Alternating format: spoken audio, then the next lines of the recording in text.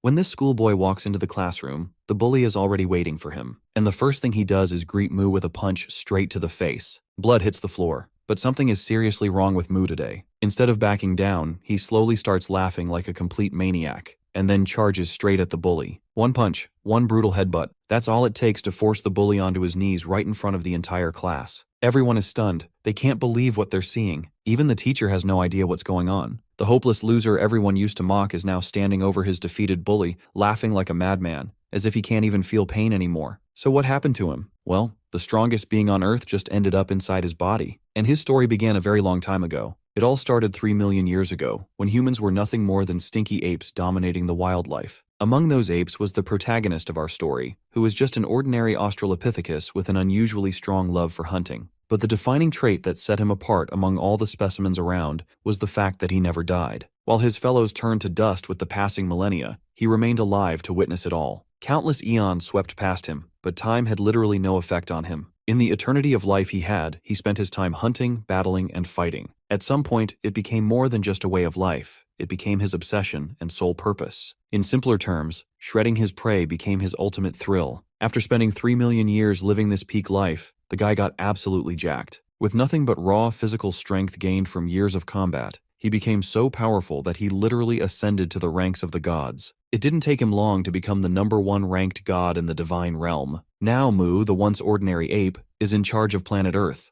But becoming a god or some divine being had never been this guy's goal. And right now, boredom is tweaking the hell out of him. Out of sheer boredom, he lightly presses the ground beneath him with just his toe, and that one tap is enough to shake the entire planet. The planet he's sitting on happens to be the god's sanctuary, known as the Divine Realm. Every other god in the sanctuary feels the massive earthquake caused by Moo's casual tap. The second-ranked god, Lucifer, the god of Elmure, is especially annoyed by the tremor because he has no doubt who's responsible for it. Meanwhile, Moo slumps on his throne, his mood visibly sour. Apparently, he's already fought everyone who might have posed any sort of real challenge, and now there's no one left who can stand against him. It's been so long since his last fight that he can't even remember when it was. Perhaps it was 1,000 years ago he fought for the last time. Seems like my guy is quite literally suffering from success. He's so powerful that there's no one left to challenge him. But now that he thinks about it, if there's no one strong enough to fight him, maybe all he has to do is weaken himself to make it interesting again. With this genius idea in mind, Moo decides to possess the body of a weak human from Earth, where he'll seek opportunities to fight. Without wasting time, he calls out to his familiar, Yang Yang.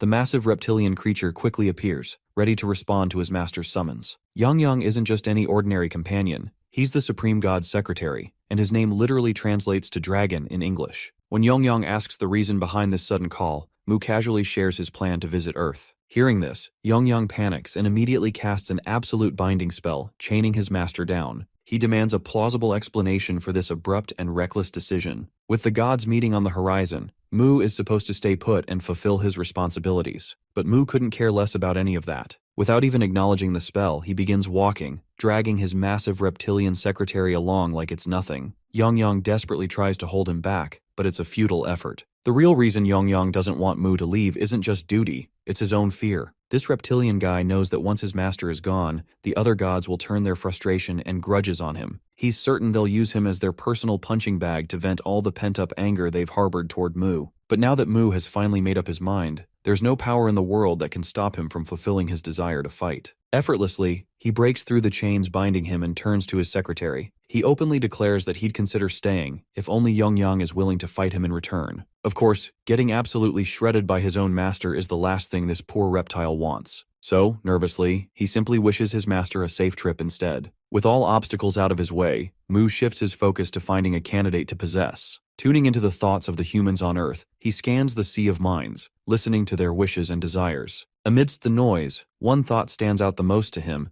which is a wish from a particular guy who wants to be sent to another world. Moo grins ear to ear at this discovery. Not only has he found the perfect candidate to possess, but he can also grant this guy's wish as a bonus. It's a win-win for both of them. He then turns to his familiar and announces that he's leaving his body behind and hands over the responsibility of taking care of whoever ends up in his place. This throws Yang Yang into an absolute frenzy. Desperately, he tries to reason with his master, explaining that if the soul leaves the body and the body dies, the soul will perish as well. But Moo, being the stubborn force of nature he is, has already made up his mind. He brushes off Yang Yang's concerns and promises that he'll return as soon as possible. Now let's switch to this 17-year-old earthling, Li Ho. who up until now is just a runt, living his life by inserting himself as the main character in games where he can feel on top of the world. But this game is the last one he's playing because he's tired of his pathetic existence and is about to end his life, hoping to get isekai'd and live the life he truly desires. With no hesitation in his mind, he jumps off. As he falls, Lee Ho curses his god, trying to provoke him into sending him to another world. Eventually, he hits the ground with a nasty splattering sound, and after dying, the next thing he sees is a massive beast standing in front of him, leaving him sweating his balls. Both Lee Ho and Yongyang echo the same question. Who the fuck are you? Now let's switch to Mu, who possesses Lee Ho's body a second before it hits the ground. And as soon as the body is rendered a bloody mess upon impact, he can barely move his limbs. Before proceeding further, here's a little lecture about involuntary muscles. Muscles that move without conscious control are called involuntary muscles. The heart and the muscles of internal organs are examples of involuntary muscles. Mu, who has spent 3 million years training only the physical body, has reached the pinnacle of understanding the human form. He can consciously control every part of the body, such as blood vessels, and yes, even involuntary muscles are no exception. He repairs the heart of this dying body by manipulating the blood vessels, and even manages to stop the bleeding. Honestly, it's been a while since he's bled this much, so the feeling of losing blood is just turning him on to no end. He's now feeling very proud of the decision he made to come here. First, he decides to head to the base, which of course is supposed to be the house of Earthling Lee Ho. After getting back into his dorm room,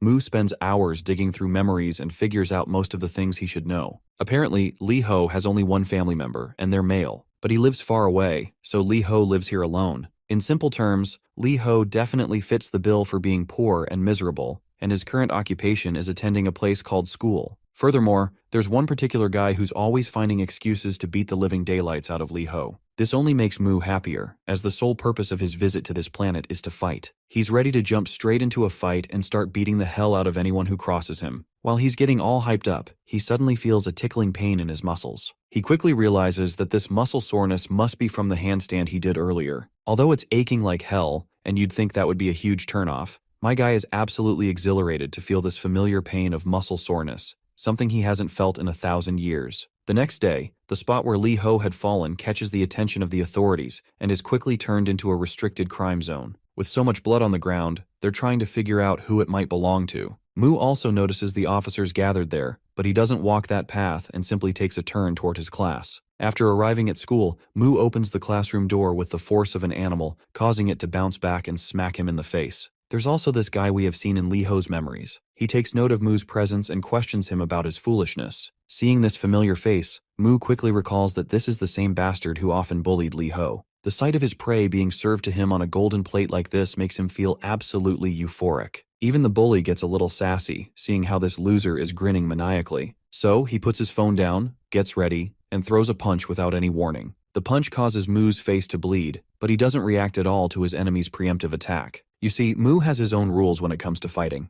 A fight only begins when all parties involved have this implicit understanding, or you can call it a will to fight. Therefore, the key lies in the opponent's intent. The way to confirm that intent is by waiting for the opponent's preemptive attack. Although this code of conduct causes Mu to take a lot of damage to his face, he's glad that he now finally has the green light to proceed with the fight. So, without a second thought, he delivers a devastating blow right to this bastard's face. Bro puts so much force into his punch that all the muscles in his arm electrify with pain from the muscle soreness. The pain is so unbearable that he literally makes a face like he just ate something nasty. Let's not forget the fact that they're in a classroom, and the teacher immediately starts shouting his ass off, furious to see these two idiots fighting each other. The bully, on the other hand, feels his pride crumbling after getting rocked by such a hard punch. To save his face, he launches himself at our boy. Mu quickly gets into high alert, but he is not sure if he can save himself. If his body were in good shape, he'd easily avoid this much. But since he currently lacks the necessary strength, he decides to use a different trick he has up his sleeve. Even so, he still ends up taking a hard blow from the bully and learns the hard way that there's no mana on Earth. The bully prepares himself to throw another punch, while Mu dreads the fact that he's running out of options to defend himself. But still, he steels himself to face this bastard head-on. Even if he can't use his arms, legs, or magic, my guy just uses his hard head, literally, and takes the punch directly to his skull. His skull is so solid that the bully actually hears his own bones cracking, leaving him in agonizing pain he never thought he'd experience. While the opponent is dazed and distracted by the pain, Mu takes this opportunity and slams his head right into the bastard's belly, right where the human's weakest point lies,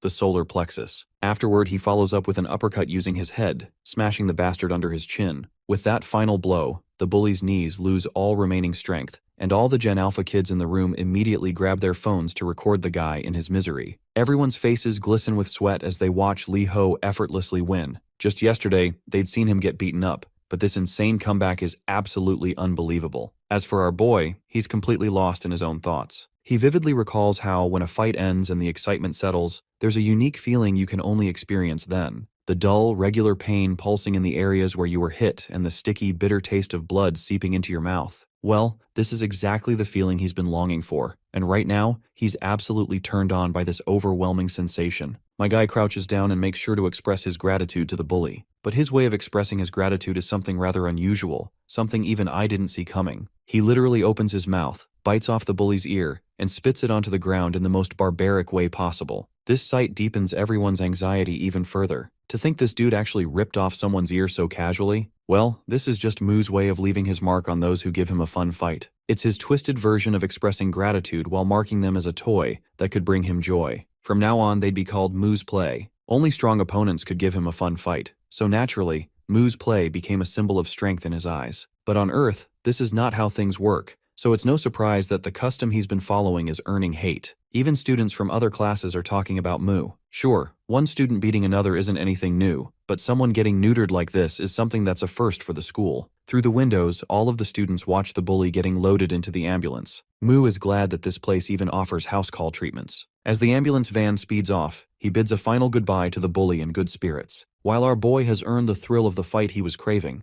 it's now finally time to face the consequences. His annoyed teacher is standing right behind him. Once they get into the office, the teacher begins berating Moo. The teacher is so pissed that he instinctively raises his hand to hit Moo. Moo, on the other hand, just gets thrilled at the thought of the oncoming blow and actually wants the bastard to hit him. But seeing how worked up Moo looks, the teacher begins to flinch and stops dead in his tracks. The teacher simply twirls away, believing that arguing with this nutjob is pointless. So he tells Moo to bring his parents and, with that, dismisses him with permission to leave the school early. A while later, Moo can be seen walking down the streets with his mood visibly down since he wasn't able to fight more. Though it's good that he got freed early, as he needed time to recover from the damage. There's a lot to do if he wants to keep fighting with this weak body. If only he could use mana, it would be a game changer for him. About mana. It's the power beyond humans, called by various names like Kai or Chakra in some places, but in most cases, it's just called mana. Basically, mana is the life force present everywhere in nature. In some worlds, humans become hunters using it. In others, they become wizards. But on Earth, there's no mana, so no magic or skills that require mana can be used. He even tries to wield magic, but his attempt goes fruitless. Seems like Moo has no choice but to solely rely on his physical strength. Regardless, he decides to head back to God's sanctuary and return tomorrow once the body is fully healed. When he gets back, he notices Lee Ho choking the life out of poor Yong Yong.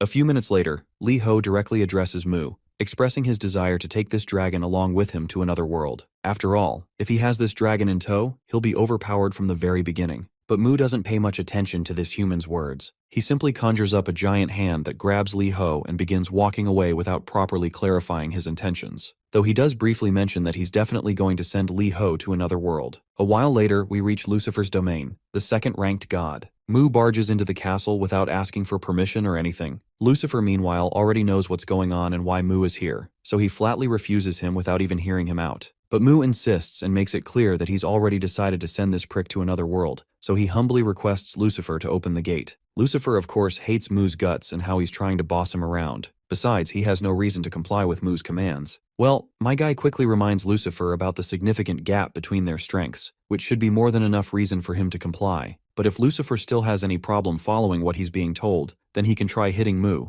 and they'll settle it. Of course, Lucifer knows exactly where this is going, so all he can do is fume in anger. Eventually, he relents and proceeds to open the gate. But Moo quickly stops him, deciding to handle things on his own. Lucifer reminds him that interfering in another god's domain is against the god's unwritten rules. He warns that if a god interferes with a fellow god's domain, then a defensive barrier will activate. Moo, being Moo, breaks the barrier with his bare hands despite the clear warning, leaving Lucifer absolutely speechless. After breaking that barrier, Moo then releases his grip on the boy and instructs him to hop through the portal, assuring him he'll be in another world. But Lee Ho isn't so sure if he wants to head into some unknown place without the dragon he requested. Well, Mu blatantly declines, stating that Yongyang belongs to him, and simply wishes Li Ho the best of luck in finding a dragon of his own. With that, he flicks Li Ho with his giant hand toward the portal, sending him to the new world. Once the mission has been accomplished, my guy decides to take his leave. Lucifer, on the other hand, is left standing there, his hands trembling with rage. You see, Lucifer originally came from his own domain, the planet Illumre. He was the first demon king, standing at the pinnacle of all living beings. With all the power he had under his belt, he became too arrogant to the point that he challenged the existence known as God. And surprisingly, he successfully killed the god he had challenged, taking their place. Basically, he rises to the top by defeating other gods. At that time, Lucifer was the god of gods, their absolute ruler, invincible and supreme,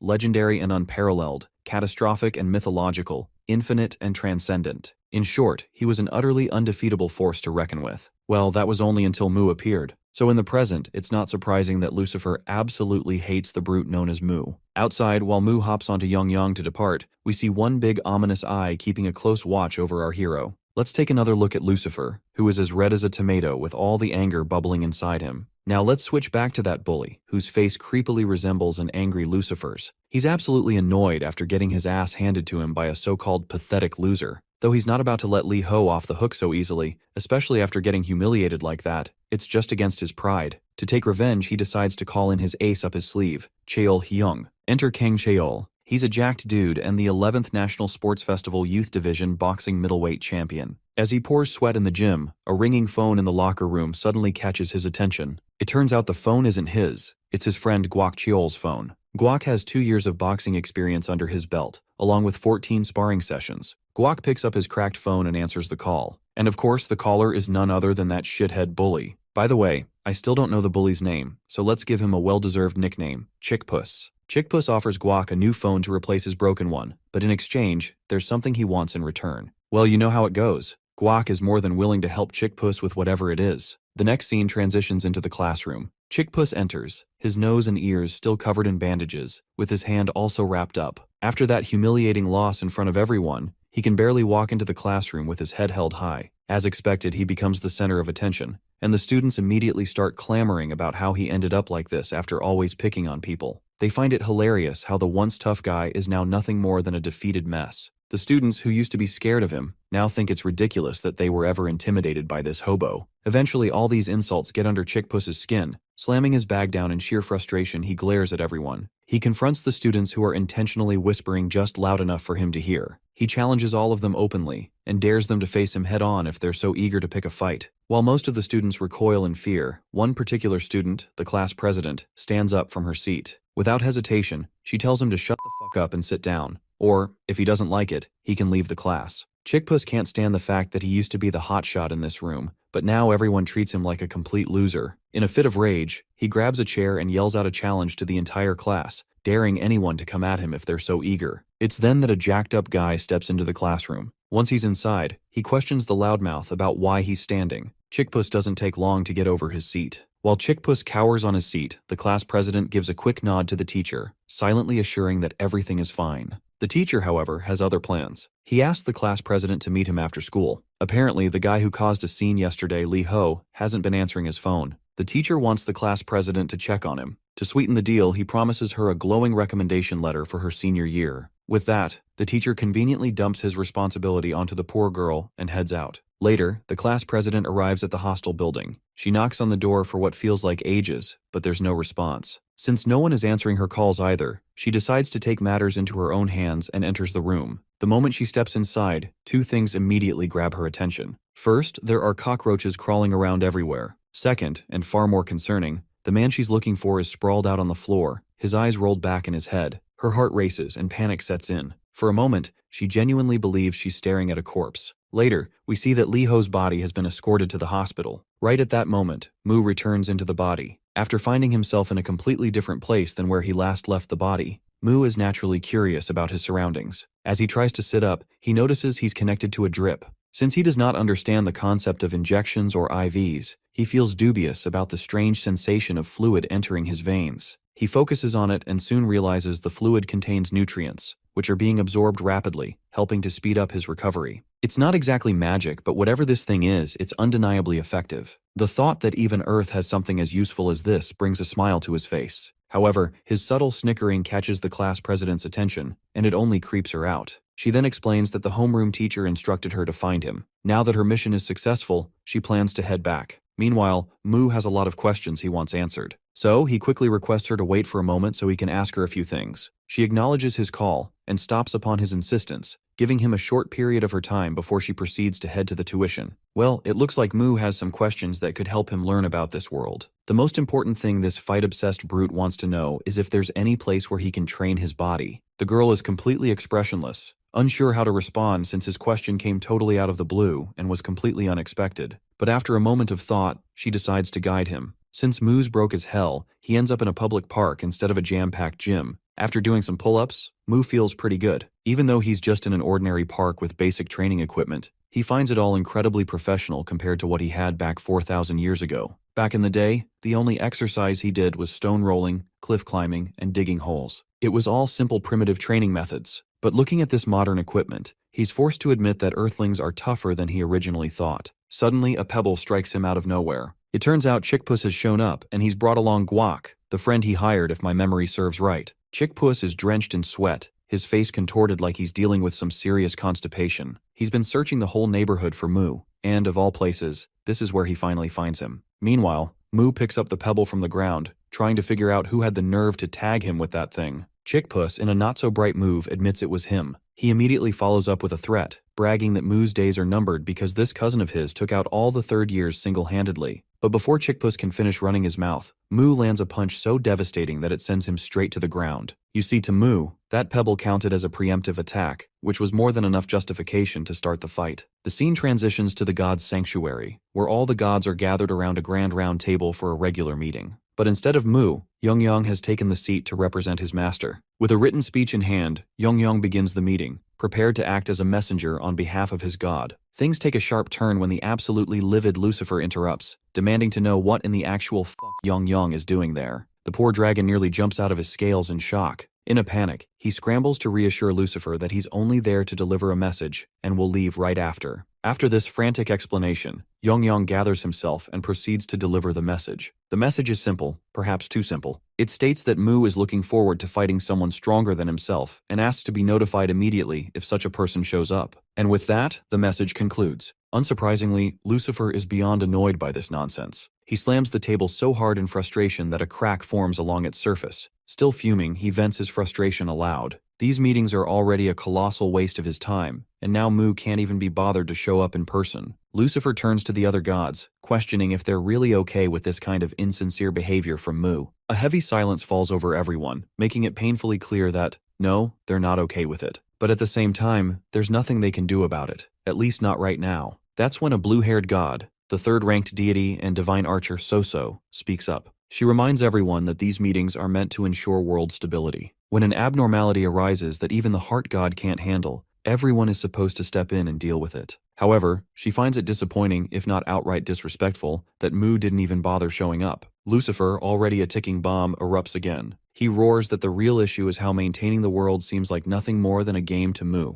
He warns that the entire system could collapse with the reckless way Mu keeps acting on his whims. To make matters worse, Mu's so-called solutions always end up making things worse. His anger peaks as he recalls the disaster from 1,000 years ago involving planet Cyclops. Just thinking about it sends his rage into overdrive. The god of Cyclops quickly nods along, visibly uncomfortable as he recalls that catastrophe from 1,000 years ago. By the way, he's the 8th-ranked god. Here's a little context about what happened back then on planet Cyclops. Apparently, a void creature, Shoggoth, attacked the planet, while Mu, the maniac, obliterated the monster with his brute strength. His recklessness caused colossal damage to the planet itself. Lucifer firmly believes that if the gods had worked together, they could have minimized the destruction. Instead, Mu botched the whole thing, allowing the creature to devour part of the planet before taking it down. Lucifer is done tolerating this. He declares that he can no longer watch that lunatic destroy everything in his path. Without hesitation, he goes so far as to claim that Mu isn't even fit to hold the title of a god. Hearing this, Yongyang panics.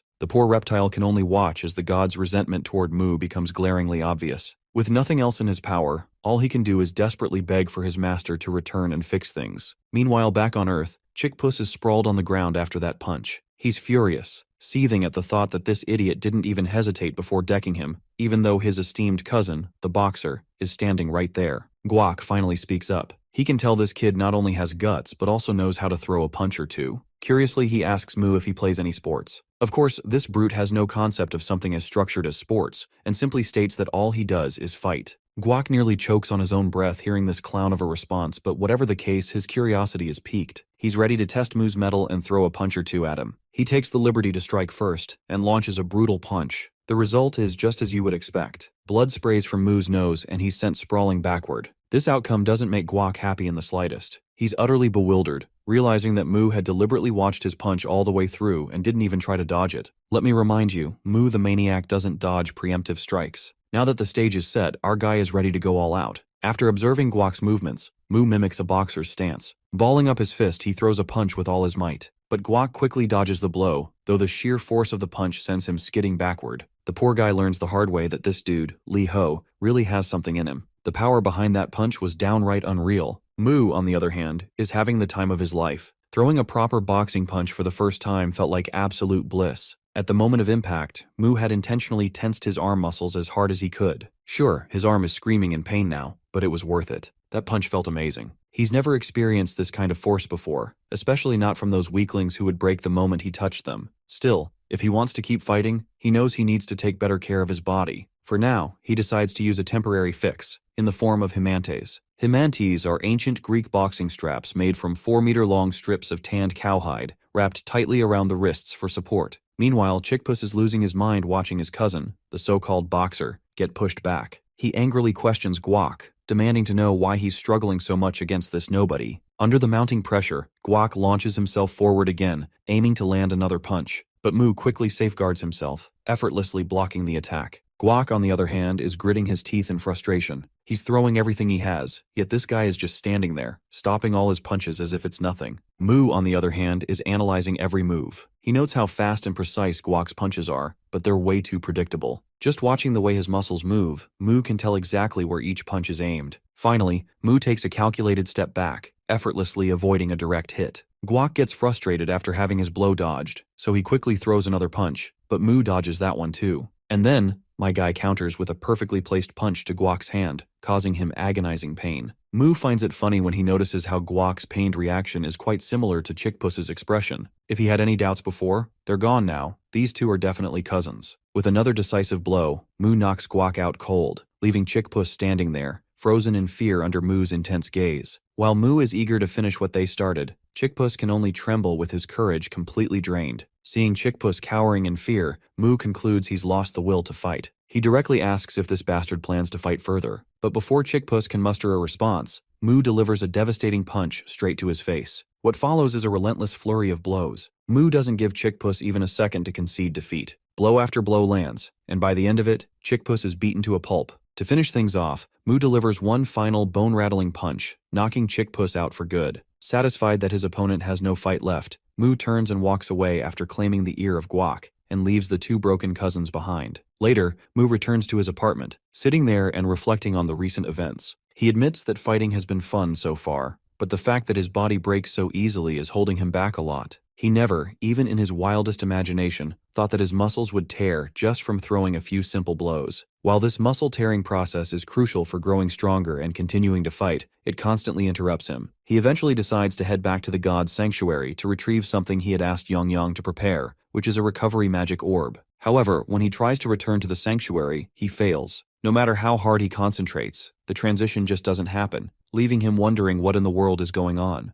To understand the situation, let's rewind a few days to the divine realm, the domain of Elmer, under the god Lucifer's charge. This was when Mu had forcefully tossed Lee Ho into Lucifer's world. Before leaving, Mu had told Yang to try and procure a recovery magic orb if possible. These orbs, it turns out, are special magical items often found on planets rich in mana like Elmore. They're common on such worlds, casually used for healing and recovery. But Earth, being a planet with scarce mana, only has these orbs through divine blessings or the whims of the gods. As a result, they're exceedingly rare on Earth, and only a select few humans throughout history have ever possessed them. Those who did were revered as gods by the rest of humanity. Yang promises to prepare what his master requested before returning, but he curiously asks who will attend the regular meetings if Mu is going to leave. In response, Mu rummages through his pants and pulls out a piece of paper containing the speech the dragon is supposed to deliver. With that, his master leaves. Meanwhile, Lucifer has been keeping a close watch with his giant eye. In the present, there's only one thought on Lucifer's mind. Mu's body is currently empty. Since Mu didn't join the meeting, it means he's planning to stay away for longer. This is a golden opportunity Lucifer doesn't want to lose. In fact, it's a once-in-a-thousand-years opportunity. Without hesitation, Lucifer quickly uses one of his spells and summons purple rods, letting them crash down.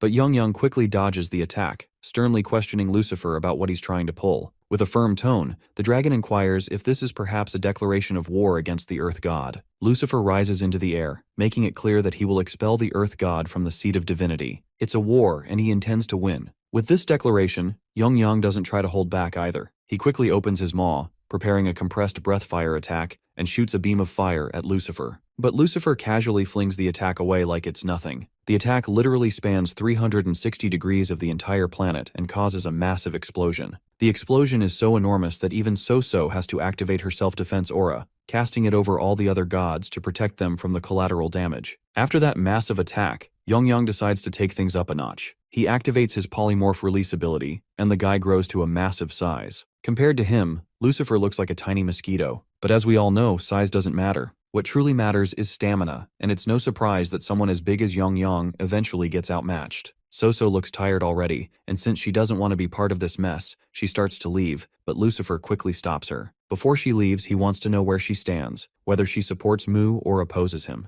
But So doesn't want to choose sides, so she decides to remain neutral. Lucifer, however, doesn't care if she stays neutral as long as she stays out of the way. He turns to the others and tells them to step forward if anyone opposes this idea. If anyone wants to oppose him, he's more than ready to handle them himself. Young then speaks up, questioning Lucifer's audacity to think he can actually defeat Master Mu. Lucifer sneers in response, confident that Mu, with that weak earthling body, couldn't do jack shit. Young grows concerned when he realizes that Lucifer already knows this. Lucifer reminds the dragon that complacency in strength and neglecting vigilance will lead to Mu's downfall. But Young isn't about to let Lucifer have his way. He quickly retaliates with his giant tail, but Lucifer slices through it with his sword as easily as cutting through a cucumber. Severely injured, the poor dragon is left wounded, but Lucifer makes it clear that as long as Young is alive, he can still reach Earth. And once there, he'll make sure to destroy Mu while he's in his weakened state. Young laughs out loud at Lucifer's words, mocking the idea that this bastard stands a chance. The scene transitions to Guak, who has just come out of the nursery after being patched up. In the gym, he's getting an earful from his senior. His senior does not like the fact that this punk ended up badly injured and now wants to quit fighting,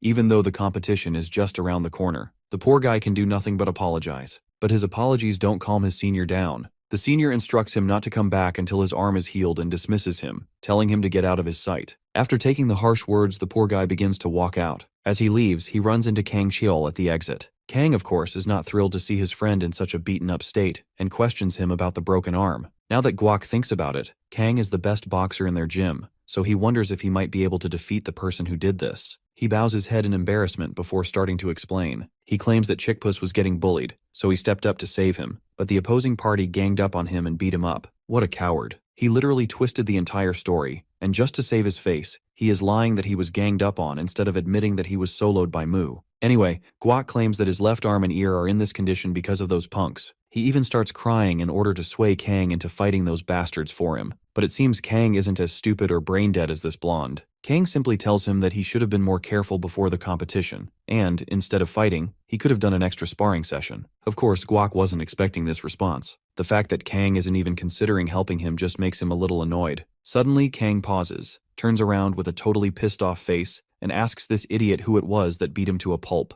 Now let's switch back to Mu. After trying to teleport himself several times, he once again fails to return. This is something very strange to say the least. There's only one scenario in which he wouldn't be able to return. The first scenario is when the original body is damaged. But Mu is sure his body is supposed to be protected by Young, and even if it wasn't Young who damaged the body, there aren't many things that could harm it. That's when a realization dawns on him. He entertains the idea that perhaps all the gods have joined forces to attack him. He feels annoyed to think that out of all the times, this is when they chose to challenge him. He desperately wants to fight them, but he's not sure how to do it while he's stuck here. After punching the poor pillow into oblivion, Mu tries once again to calm himself down. Even if all the gods attacked him at once, he's confident that Young wouldn't go down so easily. Still, Mu can't afford to just sit around and do nothing, so he decides to do what he can for now. The next day, we find him once again in the park, where he's back at his strength training. Right now, his main goal is to focus on strengthening muscles other than his arms. He can feel the strain in muscles he doesn't normally use, and though they scream in pain, the sensation is quite thrilling. The more he pushes himself, the more he enjoys it. His laughter echoes through the park as he revels in this moment of rapture. Onlookers nearby are left utterly bewildered, witnessing this strange dude enjoying himself in such an odd, almost unsettling way. After this rigorous training session, his legs finally give out, and he collapses. This is when he notices the class president, who looks less than pleased to see him here. She asks him, somewhat sharply, why the hell he's not attending school. Later, they both sit down, and he initiates the conversation by questioning her on why it's so important for him to be in school, especially since it's not really the place for body training. She asks him what his plan is then. He simply replies that he just wants to get stronger, and that's the only reason he's training. The president then asks another daunting question, why does he want to get stronger? He explains that it's so he can fight better, since right now, he's too weak to fight at all. His body is completely untrained, and he needs to build it up. His arms are already in bad shape, even though he's only been in a few fights. With strength training at the gym, he can build endurance, and if he gets stronger, he'll be able to fight longer, and possibly more than once, and eventually, more than twice. His body will also move better. Hearing this guy ramble on about training nonstop is starting to make the girl feel nauseous. He's been going on for hours, and she's not sure how she's supposed to get this maniac to come to school. Then, an idea clicks in her mind. She asks him why he's bothering to train if there's no one to fight. She reminds him that he's just working out alone, with no one around to challenge him. He needs to meet people, stir up some conflict, and only then will he find someone to fight. Before leaving, she instructs him to start coming to school regularly starting tomorrow, and to stop making her put up with more of his nonsense. As she walks away, he starts to see the logic behind her words. It's true that the guys he beat up probably won't show up again, so he'll need to find stronger opponents on his own. And looking for someone to fight while waiting for his body to recover doesn't sound like such a bad idea. While he's still deciding whether or not to start going to school tomorrow, a shady guy sneaks up behind him and calls out his name. He quickly picks up on the guy's tone and lets out a heavy sigh, feeling a sense of satisfaction. It seems like he's finally found his next target. As the punch comes flying at him, the maniac turns around with a big smile, ready to take it right to the face. Before we dive right into the action, here is a little bit of introduction about this new guy. Enter Cheol, a 15-year-old boxer who is slowly making a name for himself in the boxing. When he first starts, there comes a time when his sister, a rising star in ballet, attracts a stalker. The man becomes dangerously obsessed with her, keeping an eye on her every move. One day he crosses the line and tries to grab her instead of just following from afar. But before the stalker can do anything, he receives a hard punch from Kang Cheol. Unfortunately, it backfires. Because of Kang Cheol's earlier violent act, the stalker doesn't receive any punishment. Things only get worse. The stalker's obsession intensifies to the point that he attempts murder. This time, Kang Cheol once again protects his sister and stops the crime, but not without a cost. The stalker injures his sister's leg, ending her dream of becoming a ballerina. Enraged, Kang Cheol loses his faith in the law and starts believing only in himself. From that moment, he becomes a sort of vigilante, an avatar of justice who punishes those standing on the edge of crime during the darkness of night. He delivers judgment through his fists. Now, facing off against our dude, Kang Cheol notices his opponent immediately reacting to his light punch and guarded stance. It seems our boy realizes that Kang Cheol is just testing him. However, the good thing is that Cheol himself is now fighting Mu, something he didn't expect, since he thought it would take a while to find his next opponent. Kang Cheol seriously asks him what his purpose is in beating people, whether he truly has a reason or if he just intends to become a thug. Mu, eager for a real challenge, expresses his disinterest in small talk. His arrogance angers Cheol, who rushes toward him. Mu dodges each of Cheol's attacks with effortless precision, something the self-proclaimed judge notices as well. Determined to break through, Cheol decides to block Mu's right field of vision. With that move, he finally manages to land a punch, but Mu blocks it with his elbow. Cheol smirks and challenges him to keep blocking. Now Cheol punches from the other side. The motion continues as Mu keeps blocking his attacks with his elbows. Mu also notices that Cheol is sharp enough to target his ruptured spots, leaving bruises all over his arms. Finally, Cheol lands a solid hit to his side, knocking the air out of him. Then Cheol teases him, telling him not to use his arms to block anymore. Still, he remains relentless, determined to teach Mu a lesson despite his injuries. But Cheol doesn't know that our boy actually thrives on pain. Mu starts to smile even as his body trembles from the blows. Cheol is taken aback by this unsettling reaction. Mu understands that he can't beat his opponent, not with the strength he has right now, but he also doesn't want to waste the chance to fight someone this skilled. So he decides to reason with himself, not to enjoy the beating, but to stay calm. He remembers his fight with a demon, when he nearly lost himself to the thrill of battle. At that time, he chose not to smile but to observe his enemy calmly instead. Now, with renewed determination, he gets up. When Demon attacks, Mu dodges. The punch slams into the wall behind him. Leaving behind his barbaric impulses, Mu decides to use his mind in this fight. With each exchange, his reflexes and responses sharpen. Still, he can't completely hide his excitement. Trying to suppress his grin, he puts on a sulky expression instead, but his acting is so bad that it only infuriates Cheol further. Feeling mocked, Cheol charges at him again. Cheol can't believe that Mu is still fooling around and is about to crush that sulky face of his. Cornered, Mu throws dust toward Cheol's eyes, but Cheol blocks it with his elbow. This move, however, confirms his suspicion that this boy is definitely going to be a criminal someday. With the same sullen face, Mu urges Cheol to continue the fight. Cheol, burning with anger at that expression, attacks again, but Mu easily dodges by ducking to the side. Cheol quickly appears behind him and aims for his chin. Mu smiles, having predicted Cheol's fighting style. It's a bare-knuckle technique. This kind of fight existed in his own era too. After returning to Earth and facing 2 opponents so far, he concludes that the old-style knuckle fights focused more on defense because the rough ground limited movement. Now, with smooth floors and shoes to aid movement, fighters can fight more offensively. Observing Cheol's motions carefully, Mu begins to understand his attack patterns and realizes he can easily guide the flow of the fight his way. Most of the time, Mu keeps dodging Cheol's attacks. His plan is simple: move faster while the ground gives him leverage. Once he finds an opening, he plans to strike Cheol's vital points and claim victory. He readies his fist and swings, aiming for Cheol's face,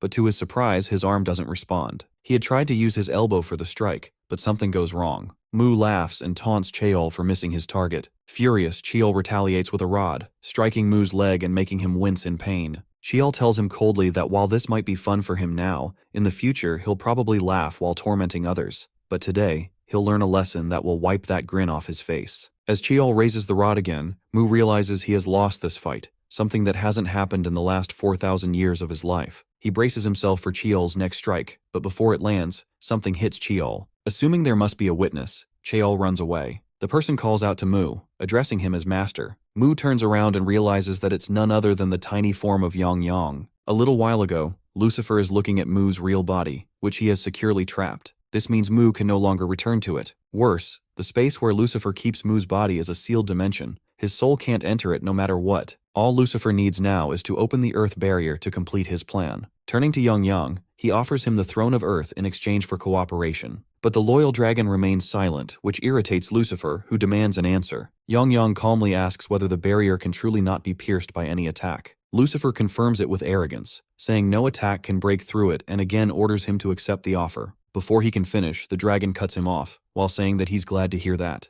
Then Yang unleashes a massive explosion spell that engulfs the entire building. The next moment, a powerful blast shakes everything, and a miniature version of Yang flies out of the tower, thinking how he's used all of his remaining strength just for this one move. He rushes toward Earth to inform his master of everything. Behind him, an enraged Lucifer chases furiously, vowing to crush both the dragon and Mu. Before he can catch him, Yang dives into Earth's atmosphere and crashes right into Cheol, who is about to attack Mu again. The tiny dragon hurriedly tells his master everything and apologizes for the mess. Mu stays silent for a moment. Then, his expression twists into pure fury as he lets out a loud, furious curse. The next moment, Mu's anger turns into excitement, clearly because of the thought of an impending fight with Lucifer, who always pretends not to want to face him. He stands up with determination, ready to prepare his new body to battle the Demon King as soon as possible. But suddenly, pain shoots through his wrist from his latest fight, and he realizes he won't be able to use his arm for a while. Turning to his pet, he asks whether he brought the magic orb, and Yang confirms. The tiny dragon spits out a dragon bloodstone from his mouth, which is infused with a one-time healing spell. Regretfully, the dragon admits he should have brought more if he had known about the situation. Taking the stone in his hand, Mu assures him that it's more than enough. As the healing energy flows through him, his injuries begin to mend. But to his surprise, the effect feels strange. His muscles become more sensitive. He quickly deduces that the stone isn't just a healing artifact. It also contains a body enhancement spell. Yang smugly replies that he added some of his own magic to strengthen it. Mu notices that he didn't use much of the stone's power since his human body can't hold much mana. Now the stone can still be used one more time. He tosses it toward his tired pet, telling him to use it for himself, but his loyal companion firmly insists on saving it for Mu. Meanwhile, Class Rep is busy admiring her own pet, a small creature named Dooley. She wishes it could talk so they could play together. After spending a moment with it, she leaves it in its little abode and heads for school. At school, the scene shifts to a local bully, who's deep in thought. He's considering quitting his role as a troublemaker since it never really suited him. This time, he's determined to focus on his studies. Mu, however, has other plans. The moment he enters the classroom, he challenges the bully outright. Eugen sighs dryly, commenting that he's finally shown up. Mu replies that she was the one who convinced him to come to school to find a fighting partner. Nervously, she wishes him good luck, hoping he doesn't do anything reckless. Meanwhile, Cheol overhears some classmates talking about the second-year neutralizer. A girl explains that Lee Ho, a student who was often bullied, once fought back and beat his tormentor into a pulp, ripping off the guy's ear in the process. Since then, he's been known as the neutralizer. Cheol suddenly remembers his junior from the boxing club and grits his teeth, realizing he's been lied to. He regrets hitting the wrong person but consoles himself by thinking he only punched him once. Meanwhile, Mu grows disappointed when he finds no worthy opponents and decides to head to training instead. Suddenly, his eyes land on Cheol, and he immediately recognizes him as the opponent he fought yesterday. Cheol notices Mu's gaze and instantly bolts from the classroom, while Mu chases after him excitedly. Cheol panics, wondering how Mu could possibly recognize him since he had been well disguised during the fight. He also worries that Mu might report him to the police, so he desperately tries to lose him. Cheol turns into an alley, but when Mu looks inside, he finds no trace of him. Disappointed at losing his fight he was craving, Mu sighs, already itching for the next challenge. Yongyang pokes his tiny face out from Mu's shirt collar and asks about Cheol, the human with the strong male scent. He descends to the ground and offers to track Cheol's scent so his master can follow. But before he can take off, his face collides right into someone's shoe. It's class reps. Seeing the tiny dragon clinging to her shoe, her eyes widen in shock, and then her face turns bright red in disbelief. Yongyang angrily demands that she move aside so he can go on with his task. But she stands frozen in a daze, utterly fascinated by the tiny talking creature. Without hesitation, she scoops him up in her hands, something Yongyang visibly dislikes. He even asks indignantly if she has any idea who he is. Frustrated, he realizes that he can't use magic right now, which would have easily gotten him out of this situation. On the other hand, Yujin is completely enchanted, staring at him like he's the most adorable talking lizard ever, definitely more impressive than her pet Dooley. Yongyang wriggles free from her grasp and hides behind Mu's leg, grumbling under his breath about how weak he's become. Class rep then asks if Yongyang is Mu's friend, to which Mu confirms with a calm nod, adding that the little dragon is quite obedient. Yujin, however, is clearly jealous that Mu has such an extraordinary pet. Noticing her expression, Mu smirks and teasingly offers Yongyang to her for a while, much to the little dragon's horror. Later, the poor dragon ends up being taken to Yujin's home. Seeing his sulky face, she assumes he's simply upset. She recalls how Mu offered to lend her Yongyang in exchange for helping him find Cheol, and she had immediately agreed. Before leaving, Mu instructs his pet to stay with Yujin for now and return on his own afterward. When Yongyang asks where he's going, Mu replies with barely contained excitement that he's heading to Sansujang. Now, in the present, Yongyang introduces himself as Mu's secretary and raises his tiny hand to cooperate with her. Seeing this, Yujin's heart skips a beat at his cuteness, and she immediately extends her finger to shake hands with him. She guesses that by master, he's referring to Lee Ho, and she promises to help him as the class president. Hearing that term for the first time, Yongyang looks confused. Yujin explains that it means she's not only the leader of the class but also the top student in their grade. Now he understands why Mu chose her because of her position. But he's also baffled to learn that Mu himself isn't the leader. When she reveals that Lee Ho isn't even the top student, Yongyang immediately protests. He insists that if she's the leader of the class, then Mu must be the leader of Earth. Then, with all the authority his tiny form can muster, he orders her to make sure Mu becomes the strongest. Yujin agrees, but on one condition. He must visit her home often. Feeling quite smug, Yongyang accepts, thinking this works perfectly in his favor. He's already planning to use Yujin to gather information about Earth. Deep down, he's determined to help his master reclaim his title as the strongest of all. Meanwhile, the said master is training in the park. He gets down from a pull-up bar, satisfied with the enhancement effect of the dragon bloodstone. He also notices that his torn muscles have fully healed, which will help him grow even stronger. Ready to test his strength, he positions himself, pulls back his arm, and punches the iron pole in front of him. The result is satisfying, as the impact rings out sharply. He glances behind him, half expecting to see Cheol,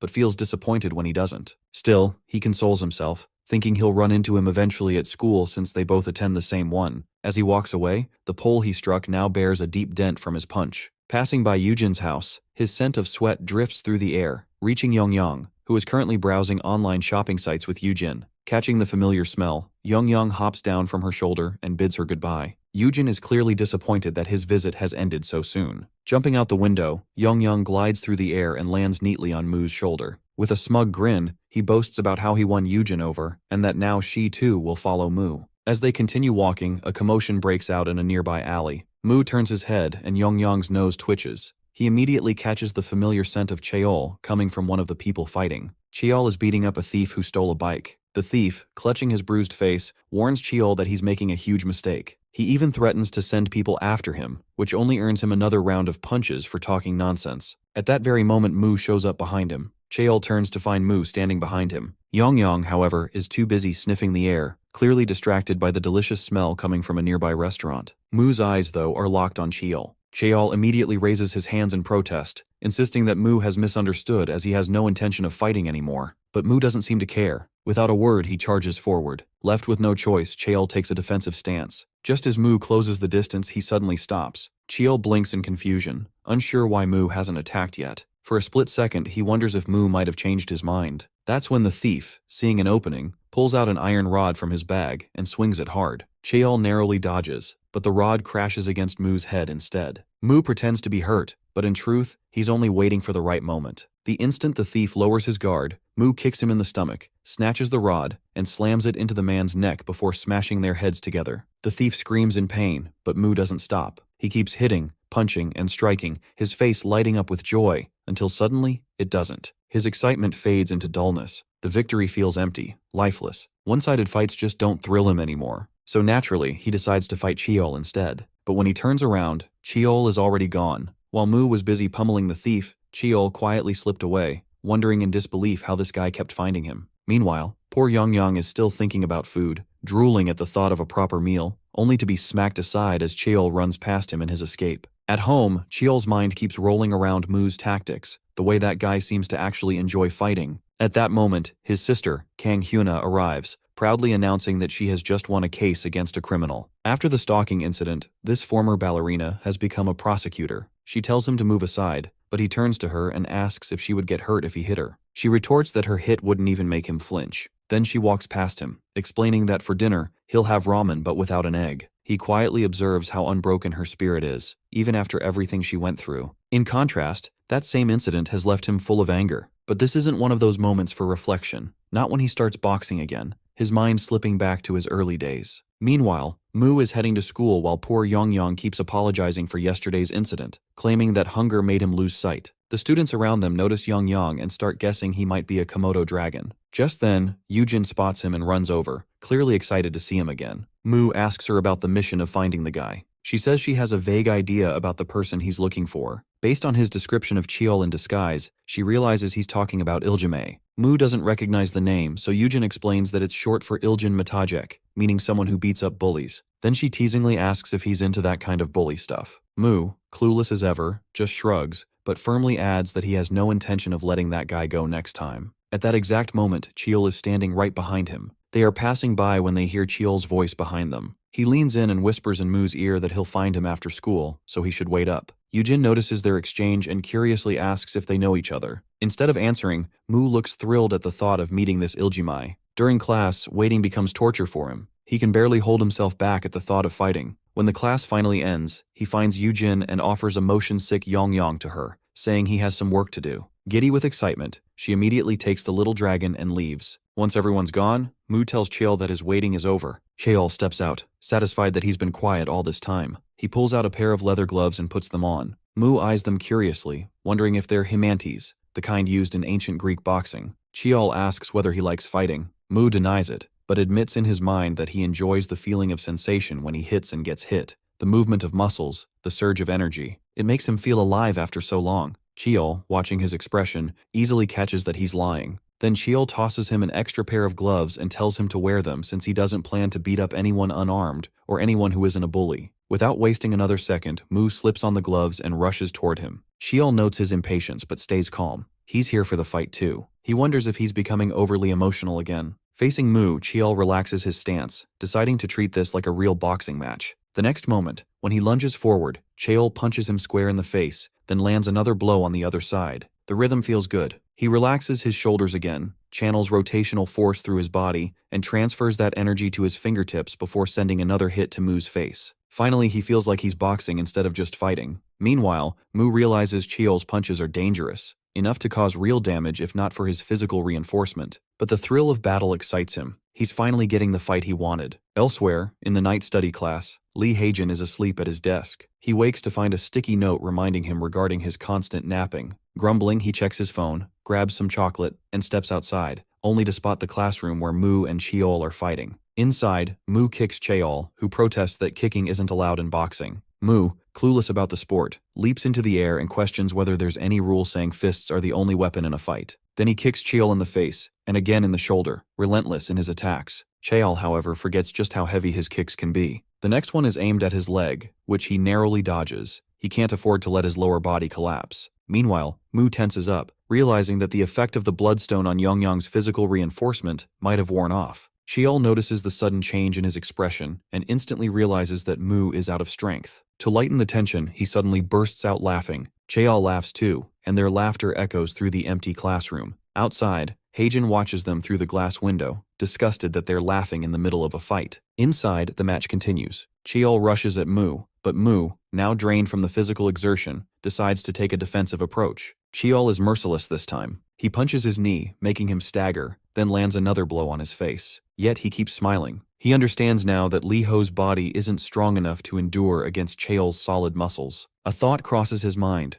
to use the third form of the bloodstone. Still, he rises again, determination burning in his eyes, and throws another punch. Cheol blocks it easily, and remarks on how lively Mu is even after exhausting his strength. Then he mocks him for having such a light punch. At that moment, Cheol gets distracted by something, and Mu seizes the opportunity. Cheol feels dizzy and confused. Even though the punch wasn't particularly strong, he decides to stay focused from now on. The next moment, he slams his head into Cheol's. Mu looks satisfied to see his trick working perfectly in his favor. In reality, he's practicing gathering mana, something essential for using magic. Normally, during mana gathering, a user draws in and purifies the surrounding elements like dust and oxygen. But here on Earth, since mana doesn't naturally exist, he adapts the method by gathering air in one spot, and when he attacks, it bursts outward as he releases it. He didn't expect it to work so effectively. Now, looking at the knocked-out Cheol, he finds him far more interesting than expected. He's even tempted to bite him to leave a mark after such an entertaining fight, but before he can, his hand stops him. He has misunderstood the scene. Cheol, still dazed, admits his defeat but refuses to let Mu cross that line. Finally, fumbling for words, he tells him that they'll see each other again. Later, Yongyang leaves Yujin's home, carrying the things she packed for him. She's ready to give him even more if he wants, but he waves her off and goes on his way. While walking, he spots Cheol heading down the street. The memory of how Cheol hit him and ran still burns in his mind, and revenge starts to bubble up inside him. Meanwhile, poor Cheol's head is still buzzing from Mu's earlier attack. Suddenly, Yongyang launches himself at him, but in just 0.16 seconds, Cheol reacts and flings the small creature away. He blinks in confusion, wondering what kind of dog that even was, and continues on his way. In this knocked-out state, our boy finds his poor pet sprawled out. The next day, he decides to keep Yongyang hidden inside the bag Yujin packed for him. Inside, Yongyang brags about how Yujin is doing a great job as his subordinate. He also decides to stay hidden to avoid drawing attention. That's when Mu spots Cheol, who questions why he's wearing a school uniform even on Saturday. Mu, who doesn't even know what exactly is Saturday, letting the matter go, Cheol asks about his passion for fighting. He calmly answers that he only fights when necessary. Cheol clearly doesn't buy the lie but lets it slide, instead offering him a chance to tag along while promising plenty of fighting opportunities. Mu's expression instantly shifts to excitement at hearing that, and he comments on how impressive Cheol sounds. He eagerly asks Cheol to take him to a place where he can fight. He, however, clarifies that it won't happen right away, which makes Mu doubt whether he's really as good as he claims. Then he tells him that before anything else, he needs to learn from him first. At Friday morning at Wild Goose High School, inside the restroom, a group of boys controls the entire space, not letting anyone enter. One bulky boy, Yang Zhou, stands inside, demanding money from another boy who offers only 20,000 won. The small amount infuriates him. Yang Zhou vents his frustration at Cheol because of him he couldn't sell the bike for a good price. Enraged, Yang Zhou punches the wall and curses Iljimai, muttering that the money isn't even enough to cover the principal, let alone the interest. He then orders his subordinate to call everyone. Now on Saturday, Cheol explains the situation to our boy. Initially, he says he just used to beat people recklessly, but after meeting him, he realizes he can actually enjoy fighting. Mu suggests that instead of wasting time on random people, he should just fight with him. Cheol assures him that a rematch will happen soon. Then Mu points somewhere, telling him to look. At first, Cheol assumes it's cigarette smoke, but the fog is too thick for them to be smoking that much. He senses something shady is about to happen as he spots a suspicious figure standing behind the smoking boys. The shadowy figure is demanding money from someone when Cheol moves closer to the smoking boys. One of them demands that he hand over his wallet, which earns the guy a solid punch from Cheol. Another instantly recognizes him as Iljimai. When the smoke clears, Cheol sees that there are more thugs than he first thought. He signals to our boy, who puts on his own mask, ready to move. Cheol rushes forward while Mu stands still, waiting for someone to land the first hit so he can join the fight. The chance comes when a goon pinches his leg, realizing he's with Cheol. Seeing that, Mu immediately joins in and punches him even harder. Before long, the two of them are beating the thugs down efficiently. Watching them, our boy notes that even though these delinquents act tough, they're actually weak, with the muscle strength of average people. What he doesn't understand is that their respiratory systems are in terrible condition. Cheol then picks up a wallet, one that belongs to a girl, and turns toward her. She happens to be his classmate. Meanwhile, Mu receives a warning from Yongyang about a new threat. Apparently, one of the thugs has already reported Iljime's location to Yang Zhou. Without wasting any time, Yang Zhou arrives with his lackeys. Cheol burns with anger he's been holding back for a long time, especially after seeing his classmate involved. He's ready for a brutal fight, while Yang Zhou orders his men to attack. Our boy, on the other hand, is thrilled to see an all-out brawl breaking out. Everyone fights recklessly, and he's enjoying every moment, until he suddenly takes a hard punch from Yang Zhou that sends him crashing to the ground. Yang Zhou doesn't understand why there seem to be two Iljimeis. Meanwhile, Heijin waits for someone who still hasn't shown up or answered his calls. Then he spots Yang Zhou, who's clearly out to kill his enemies. Watching the chaos, Heijin feels disgusted by their street fighting. He can't understand how anyone could waste their time like this. The truth is, his hatred for fighting comes from his father, a former mixed martial arts champion known as the strongest man. But every victory drove his father deeper into madness. At home, he became violent, taking out his rage on his family. Heijin's mother eventually escaped, but Heijin stayed behind to protect his sibling, enduring the abuse. Over time, he studied his father's fighting techniques. When he grew older, he started fighting back. That's when his father, feeling threatened, vowed to kill him and his sibling. Before that could happen, Heijin killed his own father. Because of his circumstances, he served only a year in juvenile detention before returning to school. Afterward, he worked tirelessly to support himself and his sibling. His body became his greatest asset, and he vowed never to risk it in meaningless fights like Mu or Cheol. But then his eyes land on a girl, Li Daljun, who is none other than his sister. And at that moment, he loses control, because now his sister is in danger. Yang Zhou stands before the knocked-out Mu, realizing that our hero isn't the real Iljimai, and wondering where the real one could be. The next moment, he gets a hard kick on his shin from Heijin, which makes him fall to his knees. Before he can make sense of what's happening, Heijin grabs his head and slams it against the ground with brutal force. Meanwhile, Yongyang is desperately trying to wake Mu up. Heijin rushes forward, stepping over the poor dragon without a glance. Cheol notices his target being taken down by someone else and can't understand what's going on. Heijin keeps cursing, and Cheol, assuming he's just another thug, prepares to fight him. Then Daljun calls him out, which distracts Cheol for a moment. Taking advantage of that, Heijin lands a solid hit on him. In the next instant, he pushes him back, grabs Daljun's hand and pulls her away. Her wallet slips from her pocket again as they run. On their way, Yang Zhou stands in their path, demanding to know who Heijin really is, another Iljimai. Heijin doesn't bother to answer and raises his fist to punch him, but our boy moves faster, landing a powerful hit that knocks Yang Zhou down. Heijin wastes no time and uses the moment to escape with his sister. Mu laughs uncontrollably at the chaos, but Cheol warns him to keep his face covered. As they move forward, Yang Zhou catches sight of their shadows, his fury boiling over. Later, Cheol lectures our boy about the most notorious delinquents around, among whom Yang Zhou stands out prominently. His other partners are Kwak Dugan from Kuku High School and Kim Chung-gu from Whistle High School. Together, they're known as Godori. So far, they haven't caused major trouble, but lately, people have started reporting cases of robbery linked to them. He keeps wondering about the reason behind everything,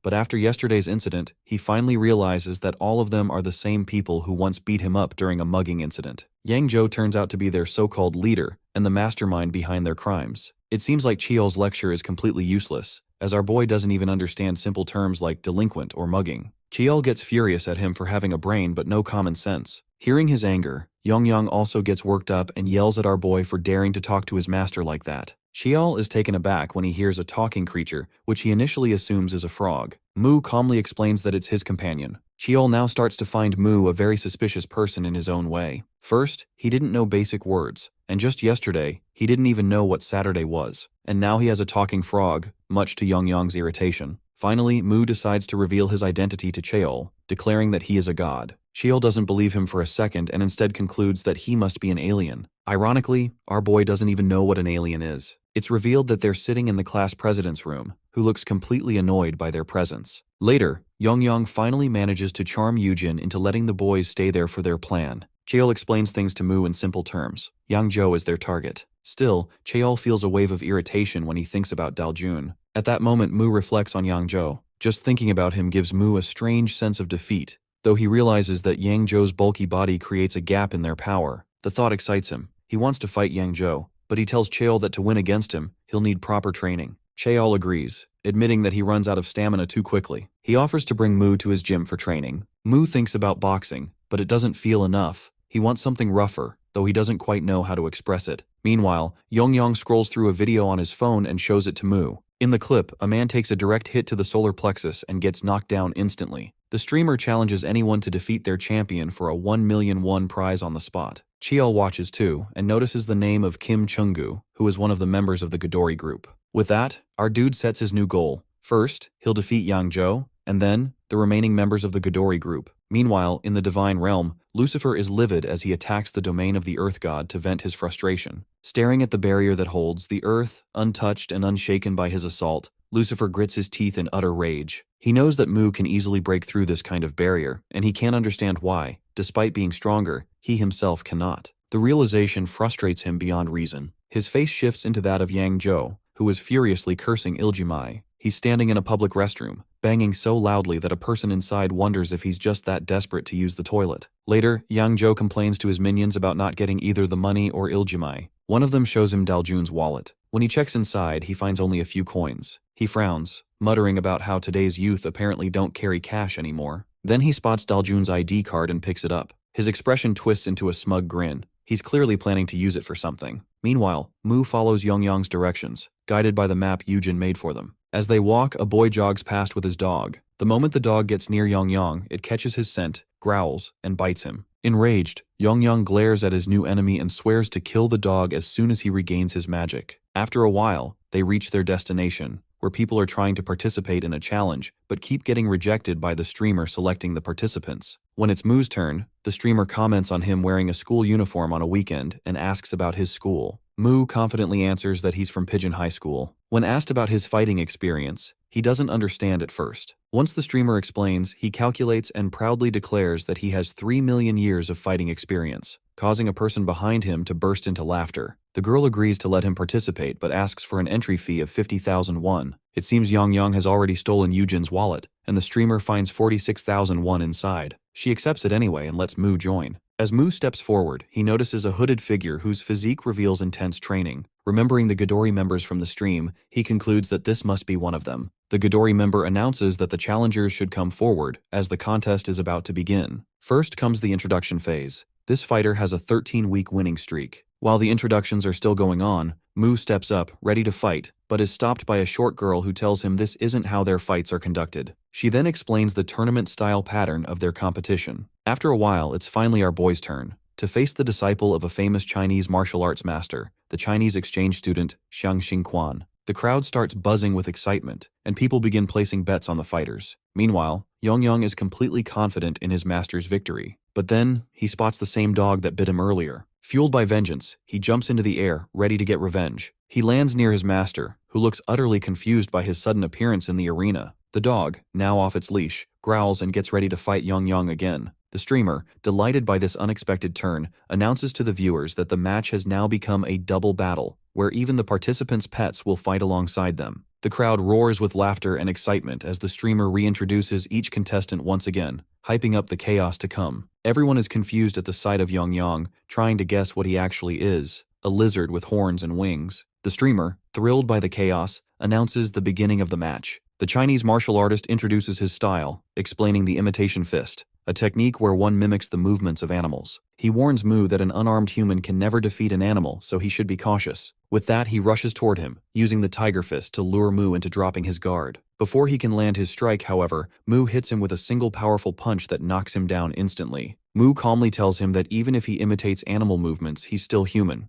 and there's nothing special about that. The martial artist winces in pain, realizing the power behind just one of Mu's blows. Determined not to lose, he decides to use his ultimate technique, one his master had forbidden because it's dangerous for humans. Apologizing silently to his master, he lowers his body into a strange stance, leaving Mu slightly puzzled. Meanwhile, Yongyang is huffing in exhaustion, struggling with hand-to-hand combat after relying on magic for so long. The dog leaps in front of him, moving so fast it looks like it's everywhere at once. The streamer, excited, names this move the Chihuahua Ninja technique. The poor dragon is completely lost, unable to tell which image of the dog is real. He guesses the middle one, wrongly, and gets bitten again, while the streamer comments that the dog seems to be getting the upper hand. Back with their masters, the Chinese martial artist drops to all fours, taking the stance of quadrupedal mode, another imitation technique, and charges toward Mu. The crowd bursts out laughing at his strange movement, but among them, his master watches silently, regretting that his disciple disobeyed him and used this in public. Mu studies his opponent's lowered stance carefully. The next moment, the martial artist slashes his face with a tiger-like claw. Mu touches his cheek, realizing that if it had been an actual tiger's claw, he'd be dead. His playful expression turns serious. The martial artist keeps switching between different animal styles,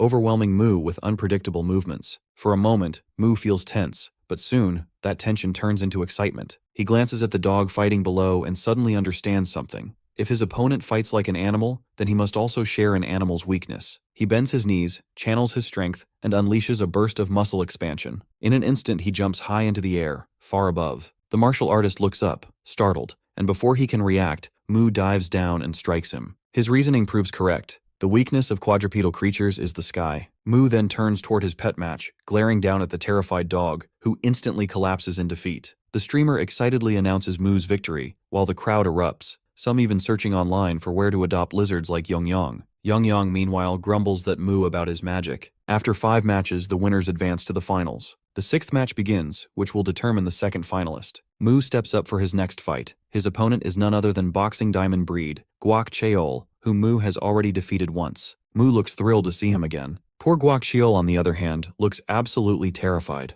Guak tries to console himself that he can win, he just needs to make sure not to let his guard down like last time. With that thought, the match begins. Both of their fists collide, and our boy shouts in pain because Guak is wearing a cast, a souvenir from his last beating at Mu's hands. He doesn't know that the immense pain also makes Mu feel alive. There's a twisted excitement gleaming in his eyes. Guak realizes how dangerous Mu truly is, but decides to tread carefully. His first plan is to throw a few jabs to shake Mu's focus, then finish with a kick, assuming Mu won't expect jabs and kicks since they're not part of boxing training. Unbeknownst to him, Mu already notices the subtle movement of his knees. Just as Guak is about to launch the kick and has the audacity to taunt him about it, and before Guak can strike, Mu punches directly at his knee, mimicking the same technique he once saw Cheol use. The strike completely rattles Guak. Without giving him a moment to recover, Mu spins and lands a brutal punch to his face, sending him crashing to the ground. Mu even bends down, ready to bite his ear, which terrifies the audience. With that victory, he secures his spot in the final match against the undefeated champion. The crowd erupts in praise for Mu's relentless fighting style, while he himself is buzzing with excitement to begin his 3rd fight in a row. He raises his fists, ready for the next bout, but before he can make a move, the champion greets him with a swift crescent kick that knocks him back. Mu immediately understands this opponent is fast. She strikes him with relentless kicks, not giving him a moment to catch his breath, yet our boy dodges them effortlessly. Mu quickly understands that her attacks carry the weight of someone from a higher weight class, just as expected from a member of Godori. Her reach is impressively long too. With that realization, he deliberately makes his expression sulky, pretending to be hurt, which makes her pause for a second,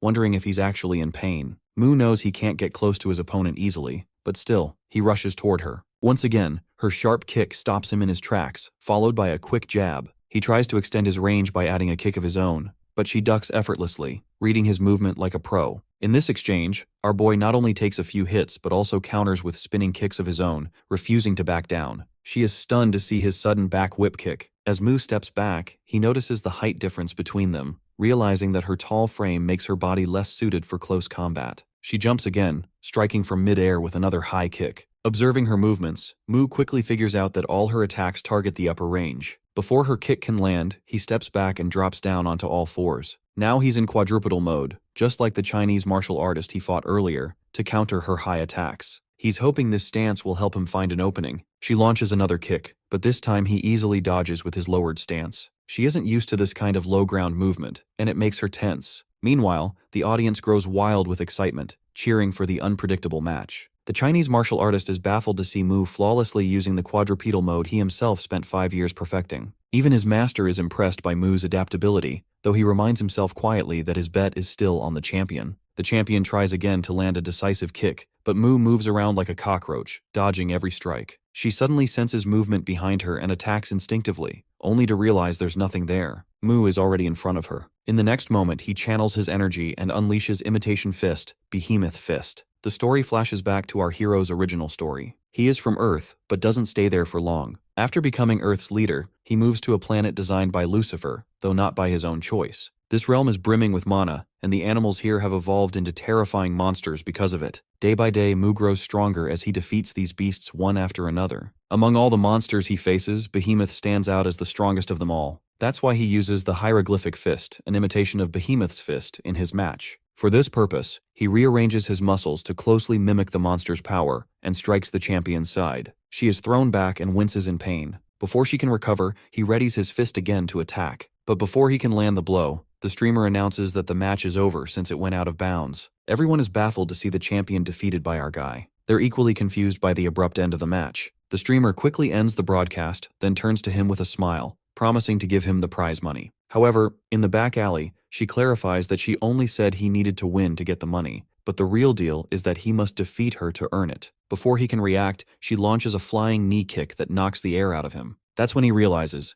she's Kim Chung-gu, a member of the Midori group. Mu had already guessed she might attack, but he doesn't dodge because he wants to fight again. Now he regrets that decision. The kick is so powerful he can barely move. Chung-gu walks out of the alley, urging her champion to hurry, muttering that she almost lost $1 million because of him. With that, both of them run away, leaving our boy bruised but still burning with determination. Meanwhile, our boy growls in pain and calls for his peer to bring a healing potion. At the same time, Hyung rushes off in a panic. He made a terrible mistake. He lost 5 million won from his mother's account on gambling sites and now fears the beatings that will follow. He sees no way out but to gamble again to win the money back. Instead, he goes to a shop that offers collateral loans to students if they offer to mortgage something valuable. He brings Yong. The receptionist has no idea what creature Yong is, and told by Hyung it is a tuatara, an unusual reptile from New Zealand, except this one is a mutant with wings and horns. Hyung lies, saying he can sell it for hundreds of millions. The receptionist, persuaded, advances him 1 million won. Hyung feels a little satisfied.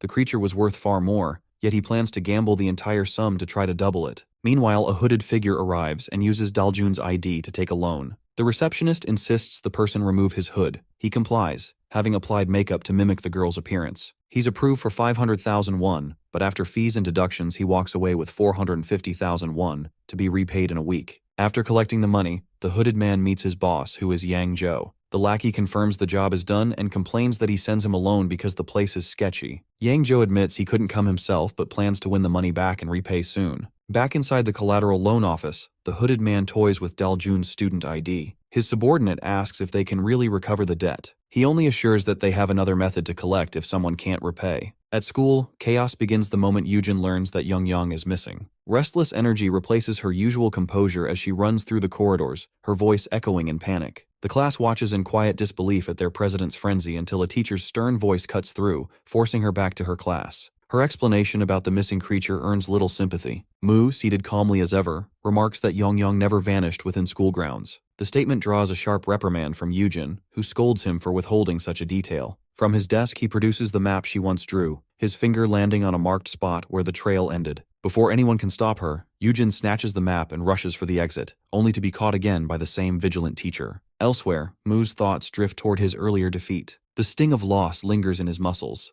every ache a reminder of how far his strength must go. The unfinished match continues to gnaw at him, yet the discomfort stirs something dangerous, a renewed eagerness to fight again. A plan takes root: recover, train, and challenge the Midori once more. When the final bell rings, Yujin takes him by the arm, dragging him out of the classroom. Cheol appears along the way, curiosity flickering in his expression at her urgency. Daljun joins them soon after, searching for a lost wallet. Then the discussion soon turns toward Yong. Mu's description of the creature, scaled, winged, and small now, earns only disbelief before the others scatter to search. Watching them leave, he remains behind, quietly satisfied that their search grants him time to heal and prepare. Far from the school, Yang Zhou hides in a restroom, eyes fixed on his phone as he gambles with trembling hands. A streak of victory flashes across the screen, but the smile that follows dies as quickly as it forms, because he can't exchange the money. Days slip by. The search for Yong yields nothing but frustration. Yujin and Daljun, both drained, rest on a park bench, their conversation fading between apologies.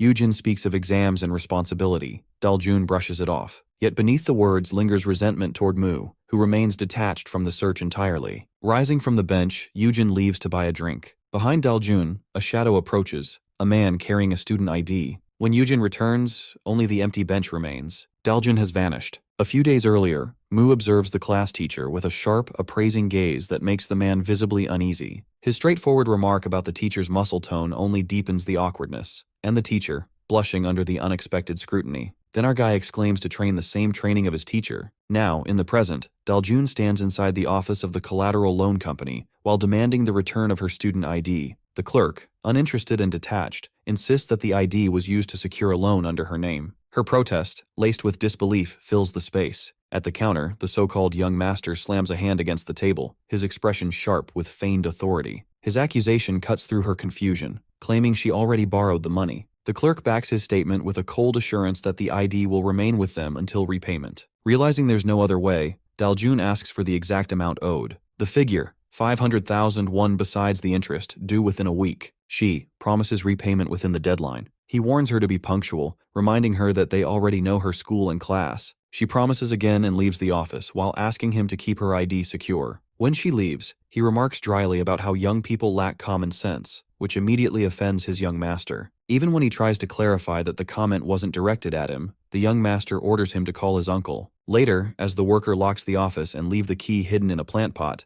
Daljun quietly emerges from her hiding spot. She decides to retrieve her student ID herself since she has no intention of paying those scammers. Finding the key, she slips inside the office, unaware of the shadowy figure trailing behind. After rummaging through drawers and shelves, she finally spots her student ID. Just as she prepares to leave, something catches her attention, a faint shadow from the wardrobe. Opening it, she freezes at the sight of Yongyang inside. Before she can do leave, Yangzhou appears behind her, swiftly covering her mouth and motioning for silence. He recognizes that she's the one whose wallet he had stolen earlier. Yangzhou quickly reasons, saying she must have come to retrieve her student ID and claims he's here for the same reason. He advises her to leave quietly, promising he will do the same. Moments later, Daljun steps out of the office with Yongyang, now realizing he's the missing pet from the posters. Disgust fills her as she thinks about how vile those people are, stealing someone else's beloved pet, completely unaware that the CCTV cameras have recorded every bit of her break-in. Later, she finds Yujin, who had been worried about her sudden disappearance earlier,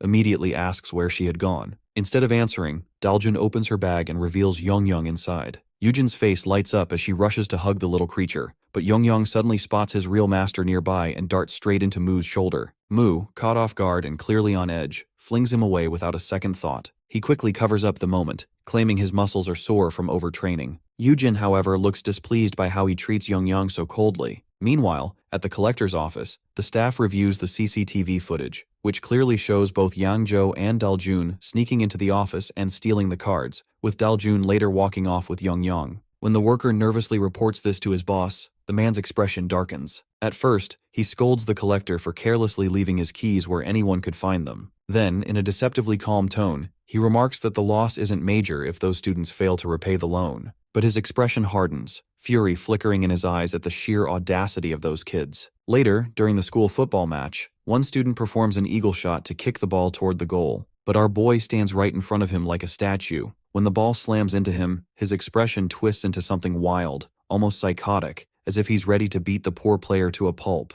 The students nearby watch in horror, whispering about the doomed player while their sports teacher rushes in to make sense of the chaos. Meanwhile, our boy seems to be thoroughly enjoying his PE training. At the same time, Yujin gives Yongyang her old phone so he can use the messenger app, since neither he nor his master has a phone to contact anyone. She tells him to use it if something like his previous kidnapping ever happens again. Yongyang, however, has no idea what Wi-Fi or a messenger even is. Nearby, Hyung, who has once again lost his money, grows nervous upon spotting Yongyang. The next moment, Yongyang launches himself at him, furious over the kidnapping incident. Hyung curses loudly as he throws the creature off himself. Meanwhile, the PE teacher tries to calm our boy down, explaining that he needs to stay peaceful during PE or he'll be kicked out of class. Right then, Hyung accidentally bumps into him, and as soon as Mu sees him, his face lights up with excitement, ready to brawl again in the name of PE time. Before he can attack, the teacher restrains him. When class ends, our boy eagerly tells Yujin how much fun PE is and insists he wants to have it every day. Yujin dryly comments that he doesn't even know what PE means. She then casually suggests that he leave Yongyang with her since he needs to go for training. Besides, she says, her pet misses her, and she needs to teach him how to use a smartphone. Meanwhile, Daljun stands nearby chatting with her classmates while Cheol complains about his aching neck. Heijin is about to go see the class president when Yangzhou, battered, spots Daljun. He angrily demands that she hand over her student ID. When she looks confused, he tells her about the CCTV footage that caught them, making her friends question. Desperately, he warns that if she doesn't return it, she'll end up beaten like him. He then snatches her bag, trying to grab the ID, which draws the attention of both Cheol and her brother. Both boys charge forward as Yang Zhou threatens to hit Daljun unless she gives him the card.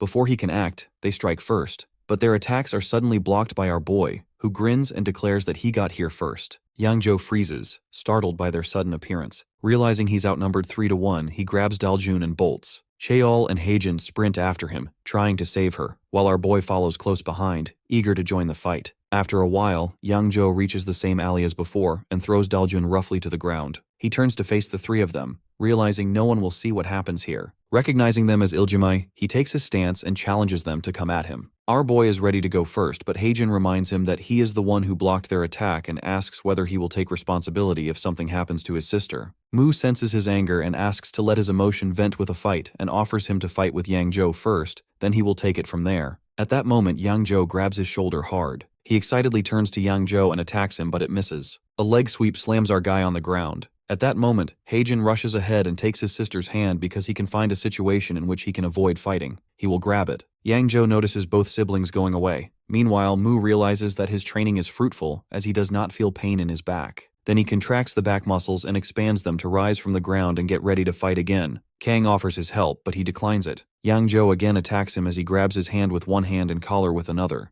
Then again, using shoulder throws, he slams him to the ground. Mu is again happy that he does not feel any impact on his back. Then noticing the poor Yong getting the impact, Yang Zhou is about to hit his head with his shoe, but Mu steps back before it hits him. Angrily, he is ready to take revenge for his pet from this bulky goon. He punches him relentlessly, which is blocked by Yang Zhou. He did not expect these kinds of punches out of a boy who is a weight class. When he exclaims that he is going to take revenge for Yong, poor Yang Zhou has no idea who Yong is as he uses a body charge at our guy. To sense the next attack, Mu senses his muscles and it feels like the big rock is coming towards him. He tries to block the attack but is still thrown back by the impact. Xiao again offers his help, which he again rejects as he hands him his pet. He understands that there is a weight difference between him and Yang Zhou as his body is like a rock. However, he is still burning with determination to break this rock with his fist, so he decides to attack him at his weak points. Then he flashes behind his opponent, striking hard at Yang Zhou's back and leg. When Yang Zhou turns, Mu moves just as fast to his front, landing sharp punches on both legs that make the bulky man curse under his breath. Desperate to distract him, Yang Zhou calls out to Cheol, accusing them of ganging up on him 2 against 1. When Mu glances back instinctively, Yang Zhou seizes the moment. He wraps his arm around Mu's neck in a rear naked choke and tightens his grip, choking him out. Cheol understands that it's dangerous as he sees Mu struggling and finally calls out for help. Cheol rushes toward them, ready to pull Yang Zhou off, but before he can reach, Mu manages to choke out a hoarse command, telling him not to help. Cheol freezes mid-step,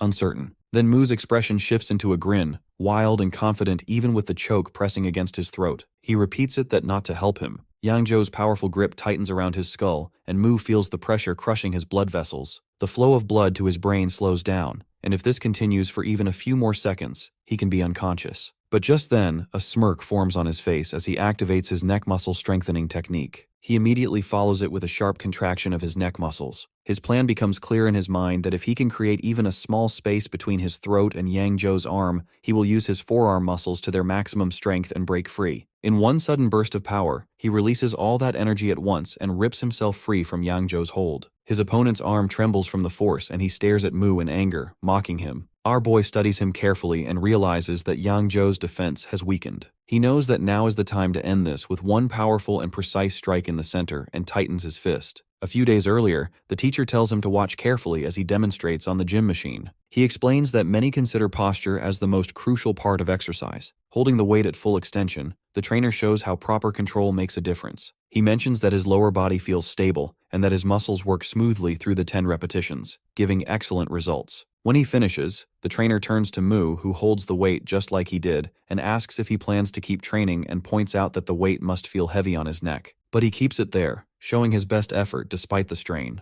The trainer observes him closely and warns him not to push himself too much, but Mu simply replies that he feels all right. In reality, Mu had mastered the art of controlling every muscle fiber in his body. Each fiber responded exactly to his will, and he could shift muscle density from one body part to another, strengthening specific areas when needed. Breaking through stone no longer seemed impossible because his entire body worked as a single, powerful system. He rarely used this ability, but right now the situation called for it. In that old memory, The trainer could only watch in stunned silence as Mu continued lifting with ease. Returning to the present, Mu feels his muscle fibers moving from his left arm into his right, concentrating strength where it matters most. Cheol checks on him, and Mu recalls his friend's previous match and realizes he had been right all along. He charges forward, gathering all his power, and drives his fist directly into Yang Zhou's core. The strike lands on Yang Zhou and his body collapses to the ground. Mu stands over him and a dark smile forms on his face as he silently claims his victory. Meanwhile, Heijin and Daljin walk together on their way back. Heijin glances at her and asks about the man who has been following her lately. Daljun hesitates, but finally admits that she didn't want to trouble her brother with it. She explains that she lost her wallet some time ago, and the incident spiraled into a complicated mess involving her ID card and money. She tells him everything that happened. As Heijin listens, anger flashes across his face and he realizes that ignoring this won't solve anything. That man will keep chasing Daljun and using the money to control her. Without another thought, Heijin takes out his phone, calls the class president, and apologizes for not being able to join today's plans. At the collector office, the boss sits on a sofa and mentions a soccer match, but just then, the door bursts open.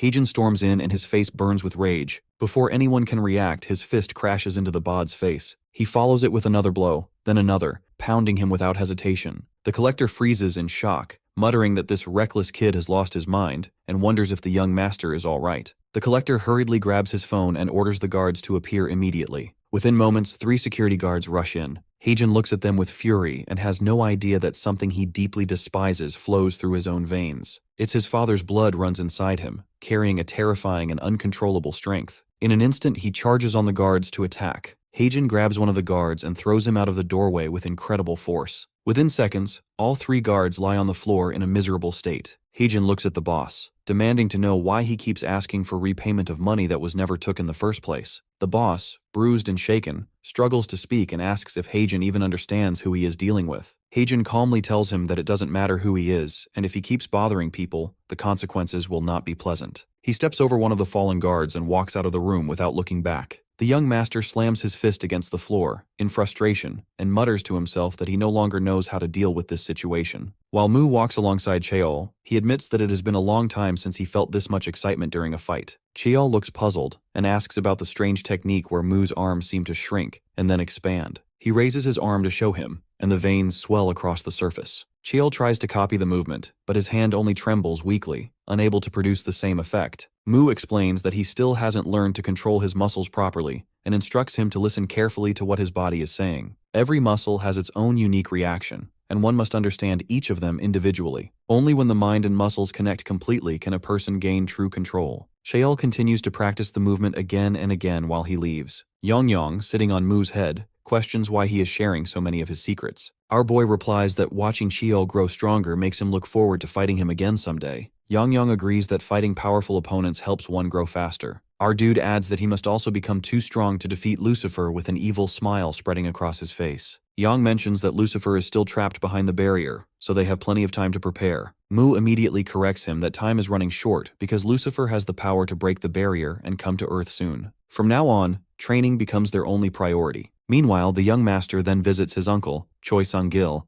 and complains about how well their operation had been working before this mess. He explains that they start by lending small amounts of money, but the repayment system is designed to make it nearly impossible to clear the debt. The interest grows quickly, and when people struggle to pay, they are sent to a baccarat gambling site owned by the same organization. Everything had been running perfectly. Choi Sang-gil laughs and accuses his nephew of talking too much because he's scared of losing control of the business. He tells him that facing problems is part of the job and that he shouldn't be afraid. Instead, he should treat these setbacks as lessons. However, Choi admits he's disappointed because those guards were assigned to prevent such incidents. He promises to talk to them personally and advises him not to be too harsh on the younger members, putting his arm around his neck. At another location, the guards receive a severe beating from their boss. They hang their heads in shame, too afraid to speak. The boss yells at them for losing to a high school student and demands to know if they feel any sense of embarrassment. He realizes he would rather die than suffer such humiliation. Pointing a stick at one of them, he orders one of them to open his mouth. He places a pill inside and commands the others to take him away. He warns them that if the guard spits the pill out, he will be killed immediately. Inside an elevator, Choi Sang-gil discusses the business model with his nephew. He admits that the operation runs smoothly, but points out a problem that their main targets are students. Since young people don't have much money, the profits remain small. As they step out of the elevator, Choi gestures toward the scene ahead. A large crowd has gathered around a fighting arena. The nephew looks confused and asks what's going on. Choi explains that real money comes from large-scale gambling and that controlling the results of fights is the key to success. He directs his nephew's attention to one of the fighters entering the ring.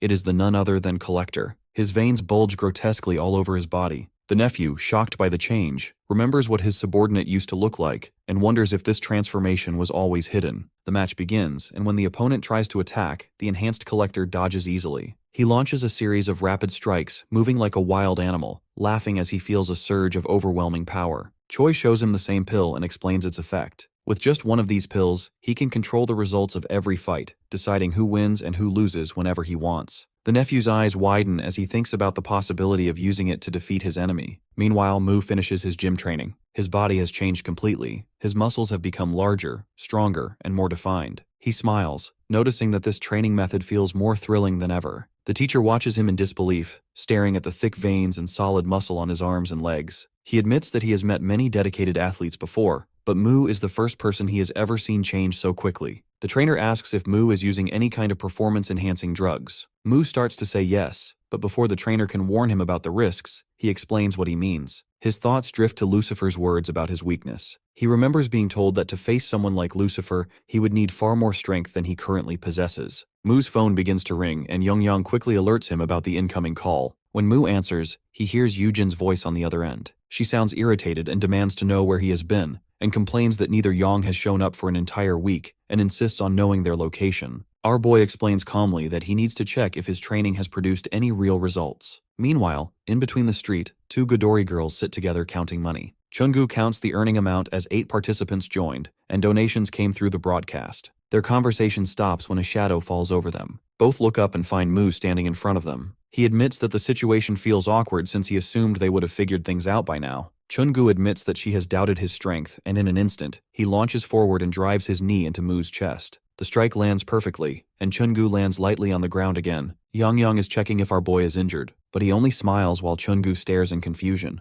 Mu reflects that he must be careful this time. He has fortified his vital areas by increasing his muscle density, using his own body as armor. In the past, his muscle mass wasn't enough to block such attacks, but now everything has changed and these blows no longer pose any danger. He then steps forward and unleashes a flurry of powerful punches at Chungu. He feels the advantage has shifted completely in his favor. His kick lands hard, sending shockwaves through Chungu's body. He then grabs Chungu by the leg and lifts her into the air. Chungu glares at him and asks if he really thinks he has won just because he's stronger now. She slams her elbow down on Mu's leg, forcing him to release his grip. Landing back on her feet, Chungu acknowledges Mu's improvement, but declares he will fight seriously this time. She rushes forward and attacks again, first with a horizontal elbow strike, then a rising one, and finally a spinning elbow. Just as she prepares to continue, she notices something strange that our dude doesn't even try to dodge. Instead, he grins and tells her that she is caught. His muscles tighten as he grabs Chungu's shirt and throws her over his shoulder, slamming him onto the ground. Mu lifts his foot to stomp on Chungu's head, but Chungu rolls away just in time. Mu activates the muscles in both his upper and lower body, propelling himself forward with full strength. His body slams into Chungu like with body ram, sending her flying backward. The other Godori rushes in and catches her before she hits the ground, quickly checking if she's okay. Chungu realizes that his strength now surpasses Yangzhou's level. His partner steps forward for help and charges at Mu, kicking with force. Our dude instantly recognizes the reach advantage this gives his opponent, so he moves in closer with incredible speed. His opponent's eyes widen as Mu is far faster than she remembers. Before he can strike, Chungu darts in from the side and smashes her elbow into Mu's face. The other one follows up with a kick, and together they attack in perfect rhythm. Our guy blocks with his arms and shoulders, absorbing hit after hit. He feels the weight of their combined strikes but stays firm. Inside, he knows that his training has worked, and his past self would never have withstood this. Still, he notices a problem that when he tries to approach the other, Chungu gets in the way. Their teamwork keeps him from attacking either one effectively. He decides that fighting both at once, up close, might be the best strategy. Yang also mocked them for their teamwork. Then, with a smile, he calls out to Yang, announcing that he's discovered a way to deal with them. Yang looks completely confused, not sure what his master means. Without warning, Mu reaches behind his head, grabs his pet by the tail, and swings him forward like a weapon, declaring that the fight is now 2 versus 2. It leaves both of them completely stunned. Our boy lifts him high above his head and charges forward, swinging him like a weapon to strike both opponents. Chungu rushes in and grabs Mu's arm to stop the attack, while his green-clad partner launches a sharp kick. The poor dragon slips out of his grip and flies through the air, but he quickly catches him again before he can hit the ground. Chungu realizes that fighting with a weapon creates its own weakness. The hand holding it becomes limited in movement, so closing the distance cancels that advantage. Acting on this thought, she steps in close and drives a powerful uppercut into Mu's jaw.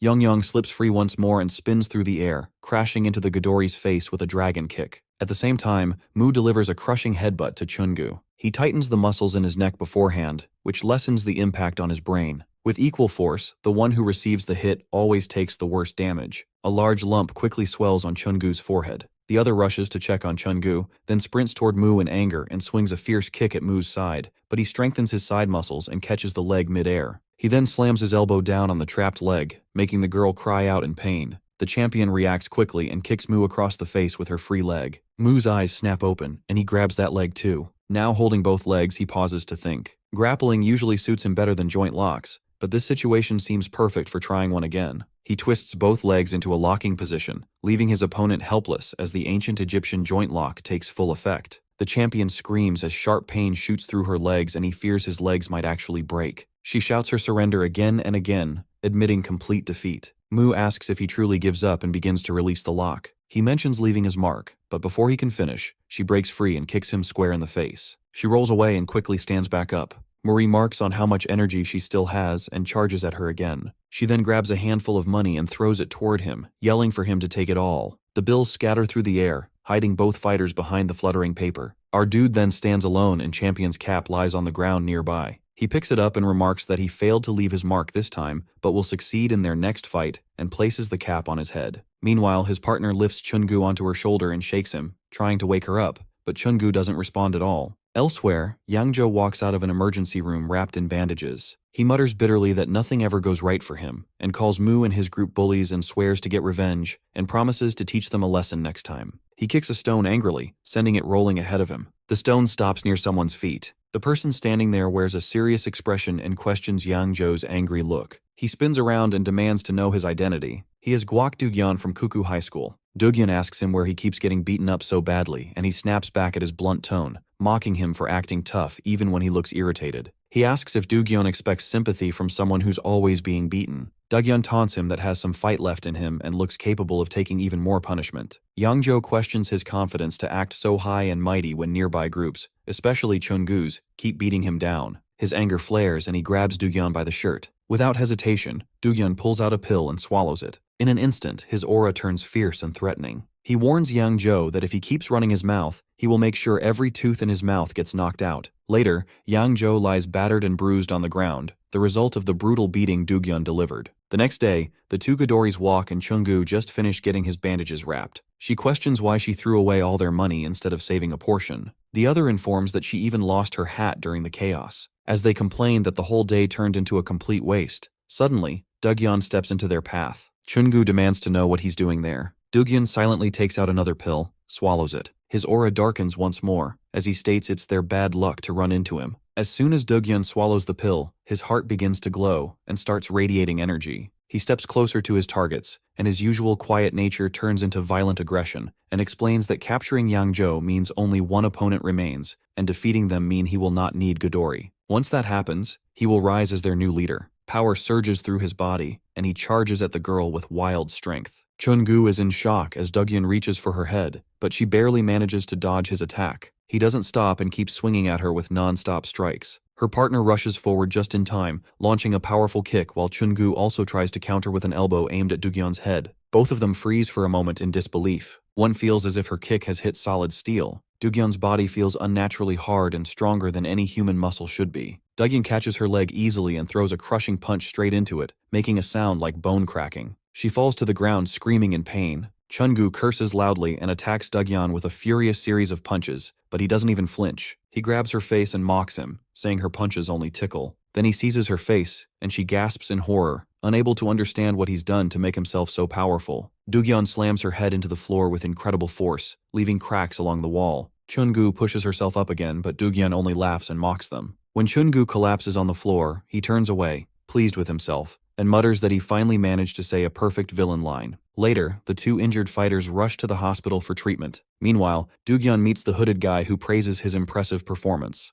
Dugyan, breathing heavily, demands to know what kind of substance he just took since the power feels insane and uncontrollable. The hooded man tells him to focus on finishing his mission. Capturing all the remaining Ghidorah members will fulfill their deal. Dugyeon claims confidently that he can crush anyone now and then asks why the hooded man doesn't take the pill himself if it's so powerful. The hooded figure recalls his uncle's warning that the pills have severe side effects. The stronger the power, the worse the damage. The user's personality turns violent, and repeated use can even make the body explode. Now in present, he quickly answers that he prefers herbal medicine instead. Dugyeon wonders what herbal medicine has to do with anything, but he gives no answer. Elsewhere, our boy searches for Ghidorah girls. Earlier, Yujin told him that Chungu also attends Whistle High School. Yang pops his head out of the bag, confirming it. Mu asks for directions, but Yang teases him for acting like an old man who still needs drawings to find places. Using the phone's navigation, Yang guides him to Whistle High. Mu, still wearing the cap, stops in front of the school just as the Ghidorah member comes out, walking on crutches. She notices the hat on his head is hers. She then leads our boy to the hospital, where Chungu lies in bed, his body wrapped in bandages. Mu asks what happened to her, and she explains that some maniac attacked them out of nowhere the previous day, leaving her in this state. She adds that it wasn't our dude who did it and informs them they already reported the incident to the police. The attacker hasn't been seen since, and Dugyeon has disappeared from school entirely. Just then, a sudden noise echoes behind them. They turn to see another patient in the next bed, Yang Jo, covered from head to toe in bandages, yelling Dugyeon's name in rage. He tries to sit up while cursing him non-stop. The doctor rushes in, panicking as his body starts shaking violently. He yells that the patient is going into shock and frantically searches for the missing painkiller. Yangjo admits to our boy that even though he doesn't like him, he has something important to tell him. He explains that Guak Dugyeon has changed completely after taking some pill. He was a pushover in the Ghidorah gang, but now he has become the strongest opponent. Mu listens carefully, realizing that his first impression of Dugyeon was completely wrong, but seeing Yangjo's beaten condition leaves him no choice. He decides that he must confront Dugyeon himself and asks about his location. Ghidorah Champion replies that nobody knows and even the police are still looking for him. Our boy decides to track Dugyeon down on his own. Later, Mu carries several boxes hiding himself behind the teacher, while the teacher lectures about the importance of daily exercise and insists it's not for his own benefit. As he listens, Mu's mind drifts back to Dugyeon. He wonders how to find someone who seems to have disappeared completely. Meanwhile, in the distance, Dugyeon holds Haejin's photo while speaking on the phone. He tells the person on the other end that his target has already arrived. The voice angrily warns him not to expose his drug use by acting recklessly. Dugyeon hangs up impatiently, muttering about how long he still has to wait. From the classroom window, Dugyeon spots Haejin standing outside. He compares the face with the photo and confirms the match. Without hesitation, he swallows a pill and bursts through the door, shouting Haejin's name. Haejin turns toward the noise and sees Dugyeon, pointing at him and warning that today will be his last day alive. Dugyeon storms into the room with wild eyes, making every student freeze in terror. He grabs a student's chair. That student, still seated in it, picks it up and throws it at Haejin. Haejin dodges it, and the chair goes through the window, shattering the glass into pieces. Panic spreads as students whisper in fear, asking about his identity, shouting for the teacher. Haejin steps forward, demanding to know what Dugyeon wants. Dugyeon answers with a furious charge, shouting that resistance is useless. His punch hits Haejin so hard that he crashes into a bookshelf. A second hit follows immediately that he dodges, driving Dugyeon's punch deeper into the shelf. Haejin realizes that he can't just take his attacks like this, and he clenches his fists and declares that he'll fight back. With a burst of strength, he lands a hard punch on Dugyeon's chest, making him flinch in pain. Encouraged, Haejin follows up with another strike to the chest, forcing Dugyeon to stumble backward. Dugyeon smirks, calling the hit just a tickle. So Haejin throws another furious punch, but Dugyeon grabs his hand and crushes it until a sharp crack echoes through the room. Haejin screams in agony while students gasp and start shouting for help. Outside the classroom, more students gather, some calling teachers as the noise grows louder. Daljun and Cheol push their way through the crowd. When Daljun sees her brother being hurt, she throws her slippers straight at Dugyeon's back. The impact makes him turn, glaring at her. She yells at him to let go of her brother right now. Dugyeon refuses and raises his fist, stepping toward her. Before he can attack, Cheol rushes in from behind and punches Dugyeon, shouting that he has no right to cause trouble at someone else's school. The distraction gives Haejin just enough time to pull his injured hand free. He thanks Cheol quickly, then faces Dugyeon with burning anger. He warns him that touching his sister was a mistake he'll never forgive. With fury fueling his strength, he charges at Dugyeon. Downstairs, the teacher hears the chaos and looks up as students rush by, whispering about a fight involving the Ghidorah gang. The teacher demands an explanation, and one student blurts out that a serious fight has broken out in a third-year classroom. Cursing about troublesome kids, the teacher runs toward the noise. Nearby, Mu drops the boxes he was carrying when he hears it. His excitement sparks immediately, and he dashes off toward the classroom, eager to join in. At that moment, Yongyang senses something, so he quickly emerges from the bag and warns Mu that there's mana in the area. Heejin rushes forward with full force while Cheol attacks from another side. Doogyun notices Cheol's movement and turns his focus toward him, raising his fist to strike. Cheol quickly dodges the blow and thinks that this opponent relies only on strength, throwing simple punches that are easy to avoid. Doogyun roars in anger and spins his body to continue his assault on Cheol. At the same moment, Heijin kicks the back of Doogyun's shin with precision. The impact makes Doogyun fall to one knee as he grits his teeth in frustration. Heijin takes the chance to jab his finger into Doogyun's eye, reminding himself that even the strongest body still has weak points.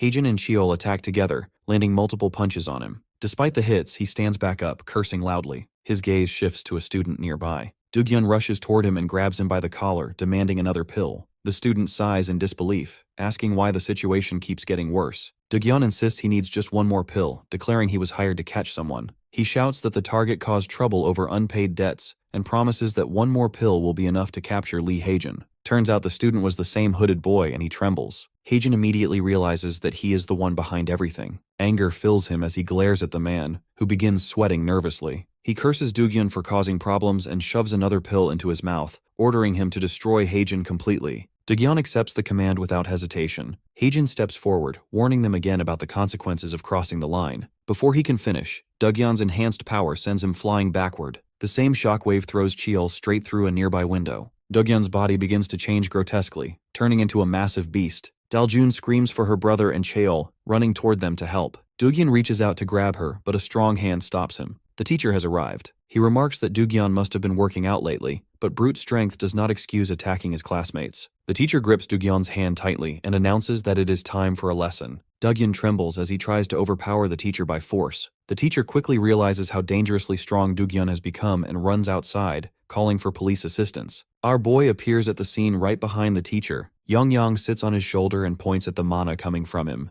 Mu's eyes shift toward the students standing nearby who point at Yongyang and claim him as his property. But as he steps forward, his foot slips on a stray slipper, making him curse as he loses balance and slamming hand on Mu's face. Mu grabs his head and drives his elbow straight into his face, sending him crashing to the ground. He yells at Doogyun to attack and take down our boy. Doogyun agrees immediately and charges at Mu with a raised fist. Just as the punch is about to land, Doogyun's body suddenly changes back to his normal form. Shock spreads across his face as he realizes what happened. Yongyang has drained all his mana. Doogyun still tries to punch, but Mu counters with a single strong hit to his face, knocking him down. Mu continues beating him until he stops moving. Yongyang studies the mana he absorbed and remarks that it feels strangely familiar, carrying something special within it. After the fight, Mu stands over Doogyun's defeated body, feeling that something about this victory is off. The fight had no real substance, so he orders Yongyang to return the mana to Doogyun. He agrees but warns that this mana is not ordinary, so he asks about the difference. Yongyang explains that the mana is unnaturally pure, not found on Earth unless given by a god through a sacred item. Since the deity stopped giving mana long ago, its presence means another power is interfering.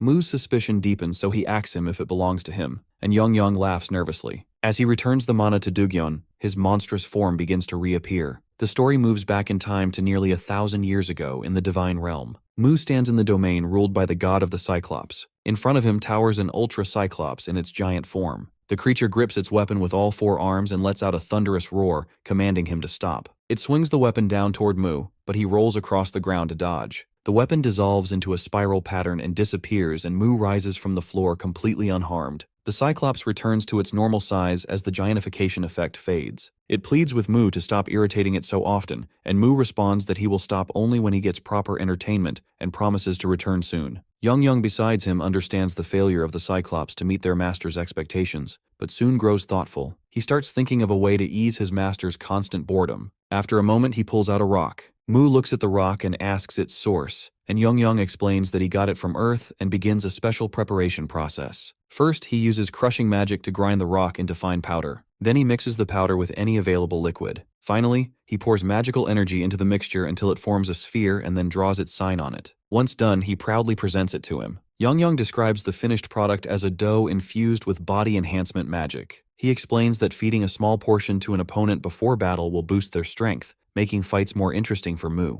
To demonstrate, he breaks off a small piece and explains that this amount is enough for one proper serving because the magic inside is highly concentrated. Mu ignores the warning and takes the entire remaining portion. Young tries to stop him, but Mu disappears before he can finish speaking. The next moment, he feels the effect surge through his body. The enhancement works perfectly. He faces the gigantic Cyclops again and charges with unstoppable force. His attacks grow faster and stronger until he smashes the Cyclops away completely, and it crashes to the ground with tremendous impact. As it falls, one of the magical pills slips from the Cyclops and drops toward Earth. A divine barrier should normally block such interference, allowing only gods or authorized beings to pass. However, the pill somehow slips through and enters Earth's atmosphere. Young watches helplessly as it disappears from sight. The story returns to the present, and our dude realizes that this situation has occurred before. Someone must have found one of those ancient enhancement pills. He finds this thought amusing and smiles. Dugyeon suddenly throws a punch at him, but Mu dodges by moving sideways. Mu clenches his fist tighter and swings again while closing in. Mu observes how durable this enhanced opponent has become. Dugyeon raises both arms, locks them together, and slams them down on Mu. The resulting explosion shakes the entire school, making students panic across the building. Mu escapes the blast just in time, but Dugyeon grabs him right after and lifts him high into the air. He shouts about his victory and throws Mu backward with all his strength. He smashes through a door, and his shirt tears apart from the impact. Young quickly flies to his side to check his condition, and Mu asks how long Dugyeon's enhanced state will last. Young examines the remaining mana and estimates that only 5 minutes remain before the effect fades completely. Mu repeats the time aloud, confirming it. Young confirms and explains that surviving for those 5 minutes might be one way to handle this fight. He also offers to drain Dugyeon's mana again if Mu wishes. Mu thinks about it carefully, and 5 minutes means the enhancement will soon end, and he will lose the chance to fight Dugyeon at full power again. A dark grin spreads across his face as he stands up. He decides to end this battle within those 5 minutes. Elsewhere, in another place, Choi examines a small fragment of stone. He studies it for a while and decides that this amount will be enough. Footsteps echo nearby as someone approaches. The stone in his hand turns out to be a small piece of the same magical pill that once fell from God's dimension. Mu then tears his shirt apart in frustration, and he knows that trying to match Dugyeon's strength directly will only destroy his own body. If he wants to win, he must surpass him in at least one area. His muscles tighten as his body prepares for what comes next. Since leaving his original world, his muscles have continued to develop and grow stronger. Over time, that excessive muscle mass began to slow his movements. He realized that raw strength alone wasn't enough, and he needed balance between power and mobility. Through training, he discovered a method to reduce muscle size while increasing density, a skill he named compression. During his years of practice, he stacked this ability over 100,000 times. Now, in this battle, he activates it at 1 stack. Compression lets him strengthen specific parts of his body instead of his entire form. As Dugyeon's fist rushes toward him, Young shouts a warning and Mu narrowly dodges, and Dugyeon's punch smashes through the door behind him. He increases compression to 2 stacks, feeling his muscles harden further. He grabs Mu's head with both hands and throws him across the room with tremendous force. Mu crashes into the wall as compression rises to 3 stack. Furious, Dugyeon charges forward again, and our dude mirrors his movement, sprinting straight toward him. Their fists collide in midair with explosive power, shattering every window nearby. Dugyeon stares in disbelief, unable to understand how someone can match his drug-enhanced strength, and he curses and attacks again. Our boy meets him head-on once more, and their clash releases a shockwave so strong that everyone nearby is knocked backward. Dugyeon's arms begin to tremble as confusion spreads across his face. Our boy, however, understands exactly what is happening. When equal forces collide, the one focused on a smaller surface area always wins. He corrects Dugyeon's assumption that they are equal, declaring his own dominance. He knows he doesn't have much time left, and Dugyeon's enhancement will only last for a few minutes more. He rushes forward with explosive speed, striking Dugyeon with a devastating blow. The impact sends Dugyeon flying through the wall and out the school window. He crashes onto the ground below, where the teacher and guard rush toward him in panic. The drug's effects fade, and Dugyeon's body returns to normal. People around him shout and call for emergency help instead of the police. From above, our boy looks down at the wreckage through the shattered wall. Daljun slowly approaches him, but before she can speak, the student appears behind him and grabs Young. He mocks our boy, declaring that Dugyeon was only the weakest among his options and promises to return with someone far stronger before tossing Young to the floor. Young rolls across the ground, grumbling about being treated roughly. He kneels on the ground, breathing heavily from exhaustion. Young hurries to his side in worry, but our dude suddenly smiles. He latches onto the student's words about Dugyeon being the weakest. His expression darkens, and a disturbing grin spreads across his face, and it makes Young nervous. Our boy demands to know more about these stronger opponents. Young starts sweating in fear as he watches his master's twisted excitement grow. Meanwhile, in another place, Choi grinds a glowing blue stone into fine powder. His nephew enters and begs for more pills. Choi inquires how he ran out so quickly when it took months to prepare the last batch. He admits that he used 2 pills in one fight and still lost. Choi stares at him in disbelief that losing after using 2 pills should be impossible. Before they can discuss further, a sudden noise makes them both turn. The door swings open, and Choi demands to know who entered and how they got past security. Moo stands in the doorway and every guard outside lies unconscious. He steps inside calmly, saying that he came because he received an invitation. Then, with a cold smile, he demands to meet the strongest opponent they have. A little while ago, when the bold boy had boasted about bringing stronger opponents, Moo demanded to know where they were. On his command, Yongyang became nervous and then opened his mouth to reveal a glowing red pill. It was a recovery sphere, an item that healed all injuries and boosted physical power. Without hesitation, our boy took it and prepared to leave. Nearby, Heijin and Cheol lay injured but tried to stop him. Cheol warned him about the danger ahead and offered to go along. Heijin insisted on joining too, hoping to prevent things from getting worse. Moo walked up to both of them and suddenly grabbed their legs, making them scream in shock and pain. Daljun stood confused, wondering what he was doing, but he refused any help, claiming this was his fight alone. He then started laughing uncontrollably before leaving everyone behind stunned by his strange behavior. He reached Choi Sang's building, where a security guard stopped him at the entrance. The guard mocked his appearance, comparing him to a beggar, and demanded to know what he wanted. He ignored the insult and kept walking, claiming that someone inside had made a promise with him. When the guard grabbed his shoulder and stopped him from taking Yongyang inside, he punched him straight in the face.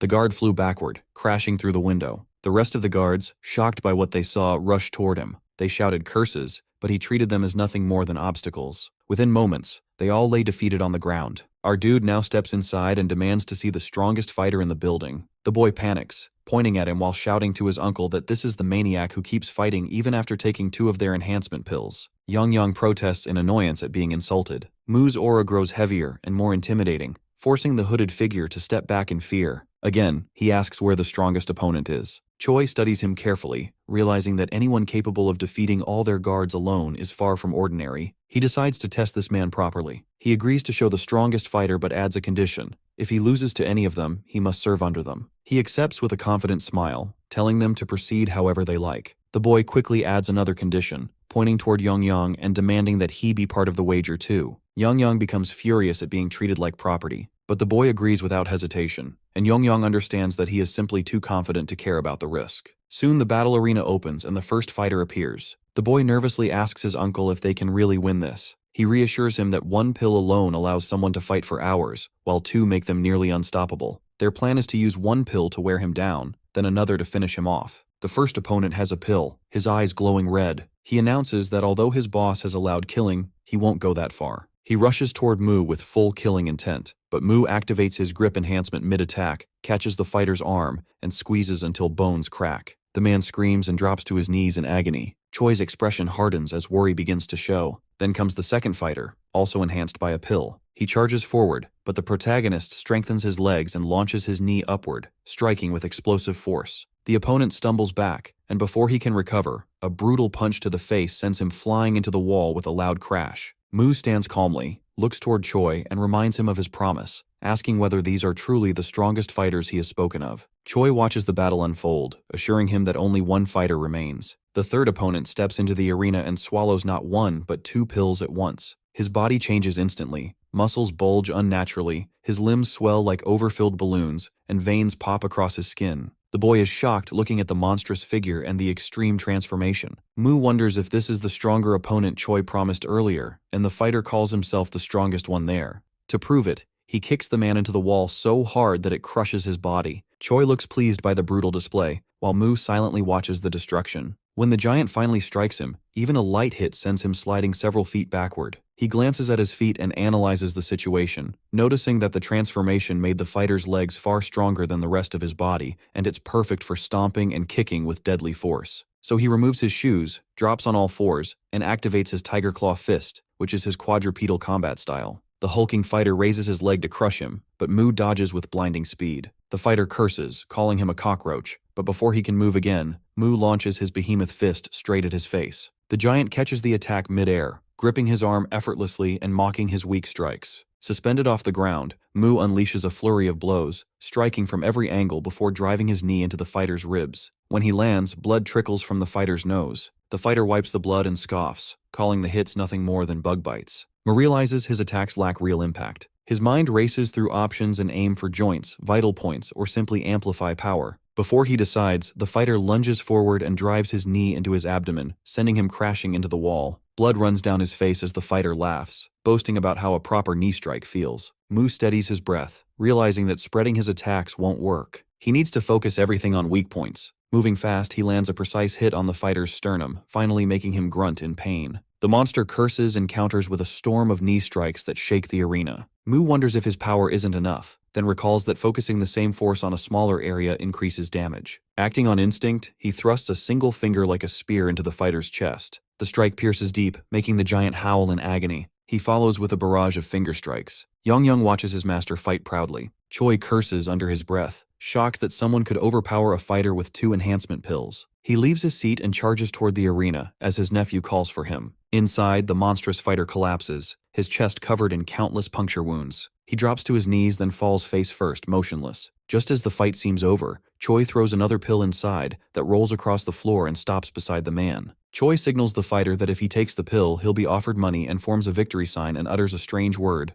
Tadabul. The fighter repeats it under his breath, and for a brief moment, it looks like he might refuse. But he can't control and swallows the pill desperately. The change begins instantly, and his muscles swell until they look ready to burst. His skin stretches over them like thick leather, and his entire body expands into something monstrous. Choi mutters under his breath, urging him to finish it now. The transformed fighter roars, shouting Tadabul again and again as he charges forward. Mu instantly understands that the situation has turned dangerous, and his earlier attacks won't work anymore. He focuses his energy, compresses his muscles, and extends his middle finger, thrusting it hard between the fighter's ribs. The hit lands, making the giant stumble for a second, but the effect vanishes almost immediately. He straightens up without a hint of damage. A realization hits him that his opponent's body isn't just strong, it's nearly unbreakable. He steps back quickly, trying to create distance while analyzing the situation, and his mind races for a strategy. Before he can think further, the fighter disappears from view and suddenly drops from above. The impact of his landing shatters the ground, sending chunks of debris flying in all directions. Our boy is thrown off balance by the shockwave. In midair, the fighter grabs his leg and swings him around before slamming him into the ground with brutal force. Blood bursts from his mouth upon impact. Yongyang flies toward him in panic, calling out to restore his mana right away. But even in pain, he manages a faint smile and refuses the offer. The fighter drags him across the ground, scraping his body against the concrete before tossing him high into the air. While airborne, he realizes that his attacks can't pierce through that hardened body no matter how strong they are. The fighter catches him again and smashes him down with overwhelming strength. Then, something clicks in his mind that if he can't break through the skin, maybe there's another way. Gathering his strength, he strikes upward, landing a heavy blow to the fighter's face. The impact loosens the massive grip around him, and he uses the opening to twist free, landing behind the opponent. Nearby, Choi stands frozen as he watches the chaos before him. As Mu looks at him, he mumbles that no one told him he wasn't allowed to step in. Our dude turns slightly toward him and, with a crazed grin, thanks him before bursting into laughter. Choi stares at him in disbelief. His thoughts are soon drowned by the crashing sounds of destruction. The fighter seizes our boy's leg again and hurls him through another wall. Choi's nephew screams and runs for his life. As Choi's gaze wanders across the wreckage, realization strikes hard. His building, his pride, the result of years of struggle since he was 13, lies in ruins. Everything he has built is destroyed in minutes. Mu steadies himself against the cracked wall, bruised but focused. His attacks have barely worked, except the one to the head, his only real target now. But getting close again won't be easy. The fighter won't repeat his mistake. Realizing that overthinking only slows him down,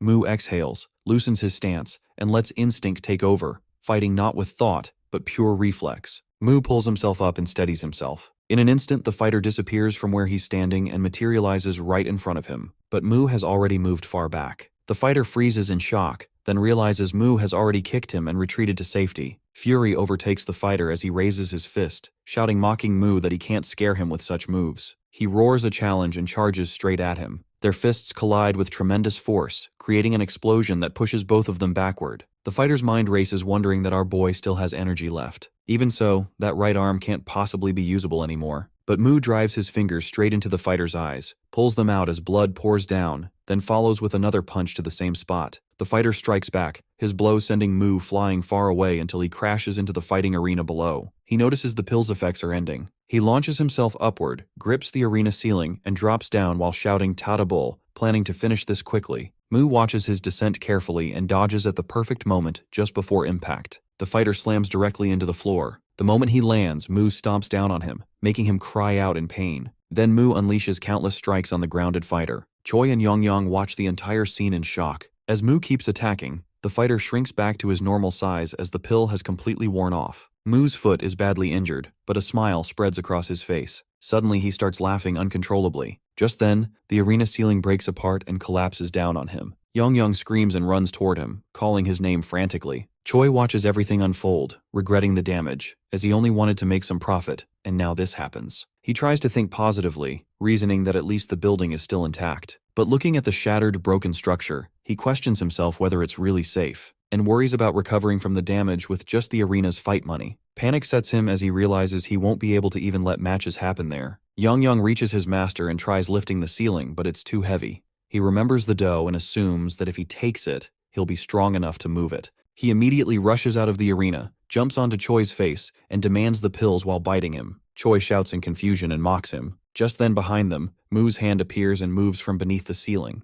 Yongyang's attention snaps toward his master. Mu's body trembles as he rises from beneath the collapsed ceiling, shoving the heavy debris aside before finally standing upright. Yongyang feels relief that his master is alive. Mu looks around in confusion, trying to understand what has just fallen on him. Yongyang quickly explains that something suddenly broke and came crashing down. He tilts his head upward, realizing that the building itself has struck him. He raises his hand and clenches it tightly. A deep echoing sound follows as his muscles expand to their fullest limit. Yongyang recognizes that sound as it only happens when he forces his body beyond its natural boundaries. He then slams his fist into the ground with tremendous strength. The impact sends cracks crawling across the floor like a spider's web, shaking the entire structure. Both Choi and Yongyang lose their balance as the tremors grow stronger. Cracks spread through the walls and pillars, making the whole building groan. Choi screams for him to stop before the place collapses, and Yongyang shouts warnings about the danger. Mu doesn't seem to care. When he hears the word collapse, he asks what it means, and decides that it's exactly what he wants. He strikes the ground again, even harder this time. The fractures deepen, reaching the foundation itself. Within moments, the entire building begins to sink and crumble. Outside, Choi's nephew runs as fast as he can, the sound of destruction echoing behind him. When he finally turns back, there is nothing left, just ruins and clouds of dust filling the air. From beneath the rubble, Yongyang appears first as he claws his way out. Nearby, Mu lies on the ground, battered and broken. His body is covered in cuts and bruises, yet his face carries a strange satisfaction. He laughs weakly, saying the experience has been enjoyable. Under the wreckage, Choi slowly realizes that his building is gone. His business, his fortune, everything he has built has been destroyed. Regret fills him as he thinks about his spoiled nephew. Then his eyes catch the enhancement dough nearby. Yongyang glances at his master because if he known the situation would spiral into such chaos, he would have brought along more recovery orbs. Lucifer's interference had completely disrupted their careful preparations. Yet our boy, calm despite his injuries, dismisses Yongyang's concern. He assures him that his body will eventually recover on its own. Fighting again soon might be impossible, but he trusts that Earth's medical facilities are advanced enough to aid his healing. Before Yongyang can respond, a thunderous explosion shakes the ground behind them. Smoke billows upward, and from within it, Choi emerges with his form altered after consuming the enhancement dough. Yongyang instantly understands what has happened. Without hesitation, he steps forward, determined to protect his master. He insists that he will handle the fight himself, but Mu refuses to retreat. He declares that the battle is his to finish. Yet before he can take another step, his body gives out and he collapses once more. Towering above them, Choi bellows about vengeance for his shattered building. His massive frame trembles with rage as he raises a gigantic fist and brings it crashing down. The force would have destroyed our dude completely if Yongyang hadn't pulled him aside just in time. The ground splits and crumbles where the blow lands, sending a shockwave rippling through the debris. Yongyang realizes his master cannot continue like this, and he pleads with him to stay down, but he refuses to surrender. Though his body is broken and his strength nearly gone, one leg, his left, still obeys him. It's enough for one final strike. He drags himself in front of Choi and focuses all remaining strength into reinforcing that leg. His target is clear, and when Choi charges forward, Mu releases all his power into one precise strike aimed directly at Choi's heart. The impact is immense. Choi coughs up the enhancement dough and collapses, his body shrinking back to normal. Yongyang picks up the dough, thrilled at the thought of extracting its mana to heal his master. But before he can act, a sudden gust of wind rips it out of his hand. As dust swirls around, he notices glowing particles drifting through the air. Then realization strikes him that this isn't ordinary wind, it's mana on Earth. Just then, the sky tears open with a deafening crack, and a monstrous creature descending toward them. A while ago, Lucifer releases an enormous surge of mana across the barrier. The ground cracks under the pressure, yet it remains completely unaffected. From a distance, Divine Archer watches him with curiosity, wondering if he has cleared out the entire area since no one else is in sight. Lucifer studies the ground beneath him, puzzled that not even a faint mark appears despite his immense power. An idea hits him that he should try something with the same power as it. Divine Archer continues to observe, confused by his sudden restless movements. Suddenly she is shocked as she watches him lifting an entire planet, Elmore, above himself. Panic grips her as she screams for him to stop. Lucifer is already set on his plan that the barrier should be as strong as what surrounds Elmore. Whether it is a barrier or something else, he intends to destroy it.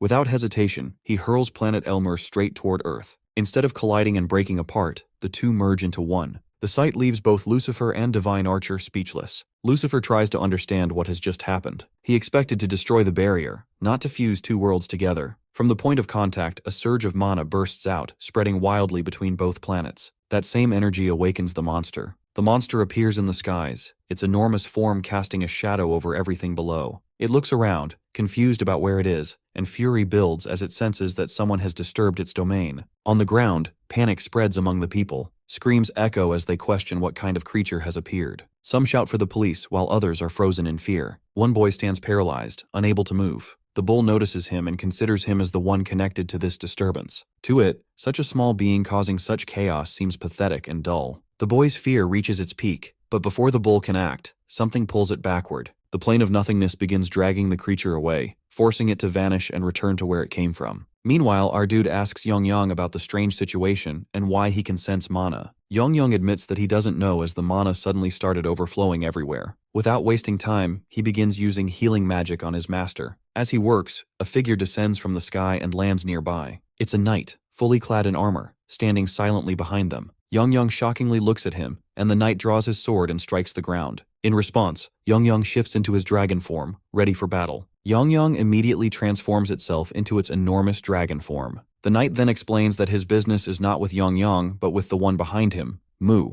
but he refuses firmly that no one will touch his master until he's alive. The knight raises a hand and gathers energy. The sword starts to fly above Mu and flows into the knight's grasp. He declares that he will deal with Yong first. A violent explosion follows, and his laughter echoes through the chaos. Yong steadies himself and reflects that it feels like every strange creature in existence is coming after him, considering him an easy target. With a wave of his hand, he conjures glowing spheres of magic that encircle the knight. The knight looks confused, unsure of what is happening. Before he can react, the spheres detonate, causing a blast, and the knight falls back and his helmet flies away. Our boy approaches and studies the fallen knight. The man watching him grabs him in anger and demands to return something back. Turns out he's an adventurer from Elmore and the body isn't his own. The soul inside belongs to Lee Ho, who keeps shouting at our dude to give his body back.